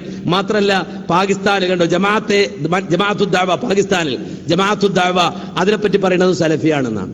പക്ഷെ ജമാഅത്തുദ്ദഅവയുടെ സവിശേഷത പറയുന്നതിൽ അവർ ഇലക്ഷനിൽ പങ്കെടുക്കൂല, വോട്ട് ചെയ്യൂല, ഇലക്ഷനിൽ പങ്കെടുക്കൂല. സംഗതി ജമാഅത്ത് ഇസ്ലാമിയ. അപ്പൊ ഇതിനൊക്കെ എന്താ പേര് പറയാ? സലഫി എന്ന് പേരിടാ. ഉസാമ ബിൻ ലാദൻ സലഫിയാണ് എഴുതാ. മനസ്സിലാക്കണം. കഴിഞ്ഞ ദിവസം തിരുവനന്തപുരത്ത് മുഖാമുഖം നടക്കുമ്പോ അവിടെ പോലും വന്നിട്ട് ഒരാൾ ചോദിച്ചു, ഉസാമ ബിൻ ലാദൻ സലഫിയാണ് എന്ന് പ്രബോധനത്തിലുണ്ടല്ലോ. നിങ്ങൾ മനസ്സിലാക്കണം, ഇത് 7ാം വാള്യാണ്. 7ാം വാള്യാണിത്. ഈ 7ാം വാള്ളി എന്തിനാണ്? ഇസ്ലാമിക വിജ്ഞാനകോശം IPH വളരെയധികം പ്രമാദമായി പുറത്തിറക്കുന്ന അവരുടെ വിജ്ഞാനകോശം. സർവ്വ വിജ്ഞാനങ്ങളെയും 2 ചട്ടക്കൂടിൽ ഒതുക്കുക എന്നുള്ള ആ ഒരു വലിയ സ്വപ്നം സാക്ഷാത്കരിക്കാൻ വേണ്ടിയിട്ട് അവർ ഇറക്കുന്ന ഇസ്ലാമിക വിജ്ഞാനകോശത്തിന്റെ 7ാം വാള്യത്തിൽ നിങ്ങൾക്ക് കാണാം, ഈ ക്രമത്തിൽ തുടങ്ങുന്ന ആ വിജ്ഞാനകോശം ഈ കഴിഞ്ഞ് എത്തുന്നത് 7ാം വാള്യത്തിലാണ്. ആ എത്തുമ്പോ ഊയിൽ ആരുണ്ട്? ഉസാമയുണ്ട്. ഉസാമ എന്ന് വെച്ചാൽ ഒരുപാട് ഉസാമ ഉണ്ടല്ലോ. റസൂലുള്ളാഹിന്റെ സഹാബി തന്നെയുണ്ട് ഉസാമത്ത് ഇബ്നു സെയ്ദ്. ഒരു സഹാബിയുടെ പേരാ ഉസാമത്ത് ഇബ്നു സെയ്ദ്. ഇപ്പൊ ഒരുപാട് ഉസാമ ഉണ്ടായിക്കൂടെ? അല്ല, ഇത് സെയ്ദിന്റെ മോൻ ഉസാമയല്ല. നേരെ മറിച്ച് ഉസാമ ഇബ്നു ലാദിന്റെ മോൻ ഉസാമ. ഇനിയിപ്പോ ലാദിൻ എന്ന പേരുള്ള ഒരാൾക്ക് ഉസാമ എന്ന് പേരുള്ള ഒരു മോൻ ഉണ്ടായാലോ അത് ഇയാളല്ലെങ്കിലോ പേടിക്കണ്ട, ആളുടെ ഫോട്ടോ ഇവിടെ കൊടുത്തിട്ടുണ്ട്. ആള് മാറാതിരിക്കാൻ ഉസാമ ബിൻ ലാദന്റെ ഫോട്ടോ ഉണ്ട്. ഈ ഉസാമ ബിൻ ലാദനെ കുറിച്ച് എഴുതി വന്നിട്ട് നിങ്ങൾ നോക്കൂ. ഉസാമ ബിൻ ലാദനെ കുറിച്ച് എഴുതിയ ലേഖനത്തിന്റെ അവസാന പാരഗ്രാഫിൽ എഴുതിയത് എന്താണെന്നറിയോ? എന്താ? ഇയാൾ സലഫിയാണെന്നാ? ഉസാമ ബിൻ ലാദൻ സലഫിയാണെന്നാ? അല്ല, നേരെ മറിച്ച് ഇതിൽ എഴുതി വെച്ചത് കാണാൻ കഴിയും. സെക്കൻഡറി സ്കൂളിലും യൂണിവേഴ്സിറ്റിയിലും പഠിക്കുമ്പോ കണ്ടോ, സെക്കൻഡറി സ്കൂളിലും യൂണിവേഴ്സിറ്റിയിലും ഇയാള് പഠിക്കുമ്പോ മറ്റു പല സതീർത്ഥരെയും പോലെ ഉസാമയും അൽ ഇഖ്വാനുൽ മുസ്ലിമൂനുമായി ബന്ധപ്പെട്ട് പ്രവർത്തിച്ചു. കണ്ടോ? ഇയാളാരാ? ഇഖ്വാൻ മുസ്ലിമൂനാണ്. സലഫിയാണെന്നല്ല, ശുദ്ധ ഇഖ്വാനിയാണ്.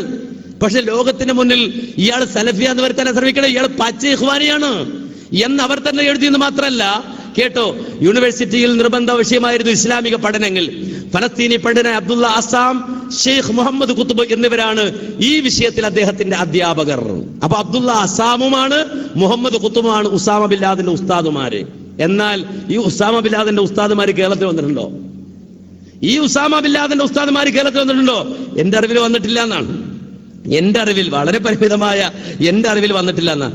പക്ഷേ നിങ്ങൾ മനസ്സിലാക്കണം, ഈ ഉസാമ ബിൻ ലാദന്റെ ഉസ്താദ് കേരളത്തിൽ വരും എന്ന് പറഞ്ഞുകൊണ്ട് ഒരു നോട്ടീസ് പുറത്തിറങ്ങിയിരുന്നു. അതെവിടെയായിരുന്നു വരുമെന്ന് പറഞ്ഞത്? ഉസാമ ബിൻ ലാദന്റെ ഉസ്താദ് കേരളത്തിൽ വരുമെന്ന് പറഞ്ഞ നോട്ടീസ് ഇറങ്ങിയത് എവിടെയാ? ഇത് 98 ഏപ്രിൽ ഇറങ്ങിയ നോട്ടീസാ. 98 ഏപ്രിൽ ഹിറാ നഗർ, വേങ്ങര, കൂരിയാട്, നമ്മുടെ വേങ്ങര അവിടുത്തെ കൂരിയാടിൽ നടന്ന ഹിറാ സമ്മേളനത്തിന്റെ നോട്ടീസാണിത്. ഫോട്ടോകോപ്പി അല്ല, ഒറിജിനൽ നോട്ടീസാ. അതിന്റെ അവസാനത്തെ സമാപന സമ്മേളനം. ആ സമാപന സമ്മേളനത്തിൽ ആരുടെയൊക്കെ പേരുള്ളത് കേട്ടോ? ഖിറാഅത്ത്, ഉദ്ഘാടനം, മുഖ്യ പ്രഭാഷണം മുഹമ്മദ് ഖുതുബ്. ആരാ? ഉസാമ ബിൻ ലാദന്റെ ഉസ്താദ് മുഹമ്മദ് ഖുതുബ്. ആ മുഹമ്മദ് ഖുതുബ് ഈ വേങ്ങരയിലെ കൂരിയാട് ജമാഅത്ത് സമ്മേളനത്തിൽ വരും എന്ന് പറഞ്ഞു. വന്നില്ല എന്റെ അറിവ്. പക്ഷേ മുഖ്യ പ്രഭാഷണം വന്നത് ഉസാമ ബിൻ ലാദന്റെ ഉസ്താദിന്റെ പേരാണ്. നിങ്ങൾ മനസ്സിലാക്കേണ്ടതുണ്ട്, ഈ ആളുകൾ വന്നിട്ട് ഉസാമ ബിൻ ലാദനെ സലഫിയാക്കാൻ വേണ്ടി കിണഞ്ഞു പരിശ്രമിക്കുകയാണ്. അപ്പൊ ഇവിടെ ഈ അജണ്ടയെ നമ്മൾ തിരിച്ചറിഞ്ഞാൽ മാത്രം പോരാ, ലോകത്തെ ബോധ്യപ്പെടുത്തണം. എന്തുകൊണ്ട് ബോധ്യപ്പെടുത്തണമെന്ന് ചോദിച്ചാൽ, മാന്യ സഹോദരങ്ങളെ, ഇപ്പോൾ ലോകത്ത് ഈ രൂപത്തിൽ കൈവെട്ടാനും അപ്രകാരം തന്നെ ഈ രൂപത്തിൽ ഭീകര പ്രവർത്തനങ്ങളുമായി തിരിക്കുന്ന ആളുകൾ അവർ സലഫികളാണ് എന്ന് വരുത്തി തീർക്കാൻ വേണ്ടി വളരെ ശക്തമായുള്ള ശ്രമം നടക്കുന്നുണ്ട്. എന്നാൽ മാന്യ സഹോദരങ്ങളെ തിരിച്ചറിയണം, ഒരു കാലഘട്ടത്തിൽ ഈജിപ്തിന്റെ മണ്ണിൽ നിന്ന് കുടിയിറക്കപ്പെട്ട ഇഖ്വാനികൾ ലോകത്ത് സൗദി അറേബ്യ പോലുള്ള രാജ്യങ്ങളിൽ കുടിയേറിയിട്ട് അവിടെ ഇഖ്വാനിസത്തിന്റെ വിഷവിത്ത് വിതക്കുക മാത്രമല്ല, വളരെ വ്യക്തമായി കൊണ്ട് തന്നെ നായിഫ് രാജകുമാരൻ അദ്ദേഹം നടത്തിയ ഒരു പ്രസിദ്ധമായ പത്രസമ്മേളനമുണ്ട്. അസിയാസ പത്രത്തിൽ നടത്തിയ ഒരു അദ്ദേഹത്തിന്റെ ഒരു അഭിമുഖം. ആ അഭിമുഖത്തിൽ കൃത്യമായി അദ്ദേഹം പറയുന്നുണ്ട്, വളരെ വിശദമായി വായിക്കണം, സമയക്കുറവുകൊണ്ട് ഞാൻ വായിക്കണില്ല. അദ്ദേഹം ഇഖ്വാനികളോട് ചോദിക്കേണ്ട, അല്ല, ഞങ്ങൾ നിങ്ങളോട് എന്ത് തെറ്റ് ചെയ്തു? ഈജിപ്തിന്റെ മണ്ണിൽ ജീവിക്കാൻ പോലും അവകാശമില്ലാത്ത കാലഘട്ടത്തിൽ ഞങ്ങൾ നിങ്ങൾക്ക് അഭയം തന്നു. ഈ സൗദി അറേബ്യയുടെ മണ്ണിൽ നിങ്ങൾക്ക് അഭയം കിട്ടി. ഇവിടുത്തെ യൂണിവേഴ്സിറ്റികളിൽ പഠിക്കാൻ ഞങ്ങൾ അവസരം തന്നു. നിങ്ങൾക്ക് ഇവിടുത്തെ എല്ലാവിധ സൗകര്യങ്ങളും ഉപയോഗിക്കാൻ നിങ്ങൾക്ക് ഞങ്ങൾ സ്വാതന്ത്ര്യം തന്നു. എന്നിട്ടോ പകരം ഞങ്ങൾക്ക് നിങ്ങൾ തന്നത് ഞങ്ങളുടെ മക്കളെ നിങ്ങൾ ഭീകരവാദികളാക്കി എന്നുള്ളതാണ്. ഞങ്ങളുടെ മക്കളെ നിങ്ങൾ ചാവേറുകളാക്കി. ഇതാ ഞങ്ങൾക്ക് പകരം തന്നത്. ഇഖ്വാന്റെ ആളുകളെ വിളിച്ചുകൊണ്ട് നായിഫ് രാജകുമാരൻ പറയുന്ന പത്രസമ്മേളനത്തിലെ റിപ്പോർട്ട് നമുക്ക് കാണാൻ കഴിയും. ചുരുക്കി പറഞ്ഞാൽ, പ്രിയമുള്ളവരെ, നാം മനസ്സിലാക്കണം, മുഹമ്മദ് നബി സല്ലല്ലാഹു അലൈഹി വസല്ലമയെ മുന്നിൽ നിർത്തിയിട്ട്, അതുപോലെ തന്നെ പ്രവാചകൻ സല്ലല്ലാഹു അലൈഹി വസല്ലമയുടെ കാർട്ടൂൺ വരച്ചിട്ട്, പ്രവാചകന്റെ പേരിൽ സിനിമ ഇറക്കിയിട്ട്, മുസ്ലിം ഉമ്മത്തിനെ പ്രകോപിപ്പിച്ചിട്ട്, രംഗത്തിറക്കിയിട്ട്, ഏതെങ്കിലും വിവേകമില്ലാത്ത ആളുകളെ കൊണ്ട് അവിടെയും ഇവിടെയും രണ്ട് പടക്കം പൊട്ടിച്ചിട്ട് ലോകത്തിന്റെ മുന്നിൽ മുസ്ലിം ഉമ്മത്തിനെ ടാർഗറ്റ് ചെയ്യുക എന്ന അജണ്ട ഇന്ത്യ രാജ്യത്ത് പ്രത്യേകിച്ചും ലോകവ്യാപകമായും നടക്കുന്ന ഈ അജണ്ടയെ തിരിച്ചറിയാനും, നമ്മെ സംബന്ധിച്ചിടത്തോളം ഈ അജണ്ടകൾ നമ്മുടെ ശത്രുക്കൾ ഒരുക്കുമ്പോ ആ ശത്രുവിന്റെ അജണ്ട മനസ്സിലാക്കി, അവനൊരുക്കുന്ന കെണി മനസ്സിലാക്കി, ആ കെണിയെ പറിച്ചറിയുന്ന വളരെ സുശക്തമായ നിലപാടുകളുമായി നാം മുന്നോട്ട് പോകേണ്ടതുണ്ട്. അതിനുള്ള ആയുധം നമ്മുടെ കയ്യിലുണ്ട്. പ്രതിരോധിക്കുവാനുള്ള ആയുധം നമ്മുടെ കയ്യിലുണ്ട്. ജിഹാദിനുള്ള ആയുധം നമ്മുടെ കയ്യിലുണ്ട്. എന്താണ് ആയുധമെന്നറിയുമോ? ഖുർആൻ പറഞ്ഞതുപോലെ, വലാ തുതിഇൽ കാഫിരീന, ഒരവിശ്വാസിയെയും നീ അനുസരിക്കണ്ട, അവരെ കണ്ട് നീ ബേജാറാകണ്ട. ഒരവിശ്വാസിയെയും ഒരു നന്ദി കെട്ടവനെയും നീ അനുസരിക്കണ്ട. വജാഹിദുഹും ബിഹി ജിഹാദൻ കബീറാ. അല്ലാഹുവിന്റെ ഖുർആൻ റസൂലുള്ളാഹിന്റെ നാവിലൂടെ ലോകം കേട്ട ഏറ്റവും വലിയ മുഅ്ജിസത്തായ ഖുർആൻ, ആ ഖുർആൻ ഇവിടെയുണ്ട്. ആ ഖുർആനിൽ മുഹമ്മദ് നബിയുടെ ജീവിതമുണ്ട്. അല്ല ഖുർആനാണ് മുഹമ്മദ് നബിയുടെ ജീവിതമെങ്കിൽ ആ ഖുർആൻ കൊണ്ട് നീ ജിഹാദ് ചെയ്യ്. വജാഹിദുഹും ബിഹി ജിഹാദൻ കബീറാ. നിന്റെ ശത്രുവിന്റെ മുന്നിലേക്ക്, പ്രവാചകന്റെ ശത്രുവിന്റെ മുന്നിലേക്ക്, ദീനിന്റെ ശത്രുവിന്റെ മുന്നിലേക്ക് നീ കടന്നു ചെല്ല്. വജാഹിദുഹും ബിഹി ജിഹാദൻ കബീറാ. ഈ ഖുർആൻ കൊണ്ട് ഏറ്റവും വലിയ ജിഹാദ് നീ ചെയ്യുന്ന ഖുർആൻ പറയുമ്പോൾ ആ ഏറ്റവും വലിയ ജിഹാദ് ചെയ്യാൻ നമ്മൾ തയ്യാറാകേണ്ടതുണ്ട്. ആ ജിഹാദാണ് മുജാഹിദ് പ്രസ്ഥാനം ഏറ്റെടുത്തത്. മുഹമ്മദ് നബി സല്ലല്ലാഹു അലൈഹി വസല്ലമ മാനവരിൽ മഹോന്നതൻ എന്ന ഈ പ്രമേയം വെച്ചുകൊണ്ട് കേരളത്തിന്റെ മുക്കുമൂലകൾ ചർച്ച ചെയ്യപ്പെടുമ്പോ, കേരളത്തിന്റെ മുക്കുമൂലകൾ ആ പ്രവാചകനെ പരിചയപ്പെടുത്തുന്ന വേദികളായി മാറുമ്പോ വലിയൊരു ജിഹാദാണ് ഇതുവഴി നാം നടത്തുന്നത്. പ്രവാചകനെതിരെ തിരിഞ്ഞ മുഴുവൻ ആളുകൾക്കുമെതിരെയുള്ള ജിഹാദ്, പ്രവാചകന്റെ പേരിൽ അനാശാസ്യം ചെയ്തുകൊണ്ട് മുസ്ലിം ഉമ്മത്തിനെ പ്രതിക്കൂട്ടിലാക്കുന്ന മുഴുവൻ ആളുകളോടും ചെയ്യുന്ന ജിഹാദ്, ഏറ്റവും വലിയ ജിഹാദ് മുജാഹിദ് പ്രസ്ഥാനം നിർവഹിക്കുകയാണ്. അതുകൊണ്ട് അതിന് ഈ ജില്ലയിൽ ഇവിടെ ഉദ്ഘാടനം കുറിക്കുമ്പോ ഇതൊരു സന്ദേശമായി എന്റെ സഹോദരങ്ങളെ ഏറ്റെടുത്തുകൊണ്ട് നമ്മൾ കടന്നു ചെല്ലണം. നമ്മുടെ മണ്ഡലങ്ങളിലേക്ക്, നമ്മുടെ ശാഖകളിലേക്ക്, ഓരോ കവലകളിലേക്ക്, ഓരോ ജംഗ്ഷനുകളിലേക്ക് ഇറങ്ങിച്ചെന്നുകൊണ്ട് പരിചയപ്പെടുത്തണം നമ്മുടെ ഹബീബിന്റെ ജീവിതത്തിന്റെ വ്യത്യസ്തങ്ങളായ വശങ്ങളെ, പ്രവാചകന്റെ കുടുംബത്തെ, പ്രവാചകന്റെ വീടിനെ, പ്രവാചകന്റെ ഇണക്കത്തെ, പ്രവാചകന്റെ പിണക്കത്തെ, പ്രവാചകന്റെ ചിരിയെ, പ്രവാചകന്റെ അയൽപക്കത്തെ, പ്രവാചകന്റെ നായകനെ, പ്രവാചകനാകുന്ന നായകനെ, പ്രവാചകന്റെ ഭരണകൂടത്തെ, പ്രവാചകന്റെ കരാറുകളെ, അങ്ങനെ മുഹമ്മദ് നബി സല്ലല്ലാഹു അലൈഹി വസല്ലമയുടെ ജീവിതവുമായി ബന്ധപ്പെടുന്ന സർവ്വ കാര്യങ്ങളെയും ലോകത്തിന്റെ മുന്നിൽ എടുത്തു വെച്ചുകൊണ്ട് ലോകത്തെ ആ സുന്ദരമായ ആ ആശയത്തിലേക്ക്, ആദർശത്തിലേക്ക് ക്ഷണിക്കാൻ, അവരെ വിളിക്കാൻ, അവർക്ക് റസൂലുള്ളാഹിയെ പരിചയപ്പെടുത്തി കൊടുക്കാൻ വേദികളൊരുക്കി കടന്നു വരണേ എന്നുണർത്തി ഞാൻ എന്റെ വാക്കുകൾ അവസാനിപ്പിക്കുന്നു. അല്ലാഹുവേ, ഞങ്ങൾ പറഞ്ഞതും കേട്ടതും നീ സ്വീകരിക്കണേ നാഥ. ഞങ്ങളിൽ നിന്ന് വന്നുപോയ തെറ്റുകുറ്റങ്ങളെ പുറത്തു മാപ്പാക്കി തരണേ റഹ്മാനെ. അല്ലാഹുവേ, നിന്റെ ദീനിന് ഖിദ്മത്ത് ചെയ്യാനും ആ ദീനിനെ പരിപാലിക്കാനും ഞങ്ങളെ നീ അനുഗ്രഹിക്കണം റഹ്മാനെ. റബ്ബനാ തഖബ്ബൽ മിന്നാ ഇന്നക അൻതസ് സമീഉൽ അലീം വതുബ് അലൈനാ ഇന്നക അൻത തവ്വാബുർ റഹീം വൽഹംദുലില്ലാഹി റബ്ബിൽ ആലമീൻ. അസ്സലാമു അലൈക്കും വറഹ്മത്തുള്ളാഹി വബറകാതുഹു.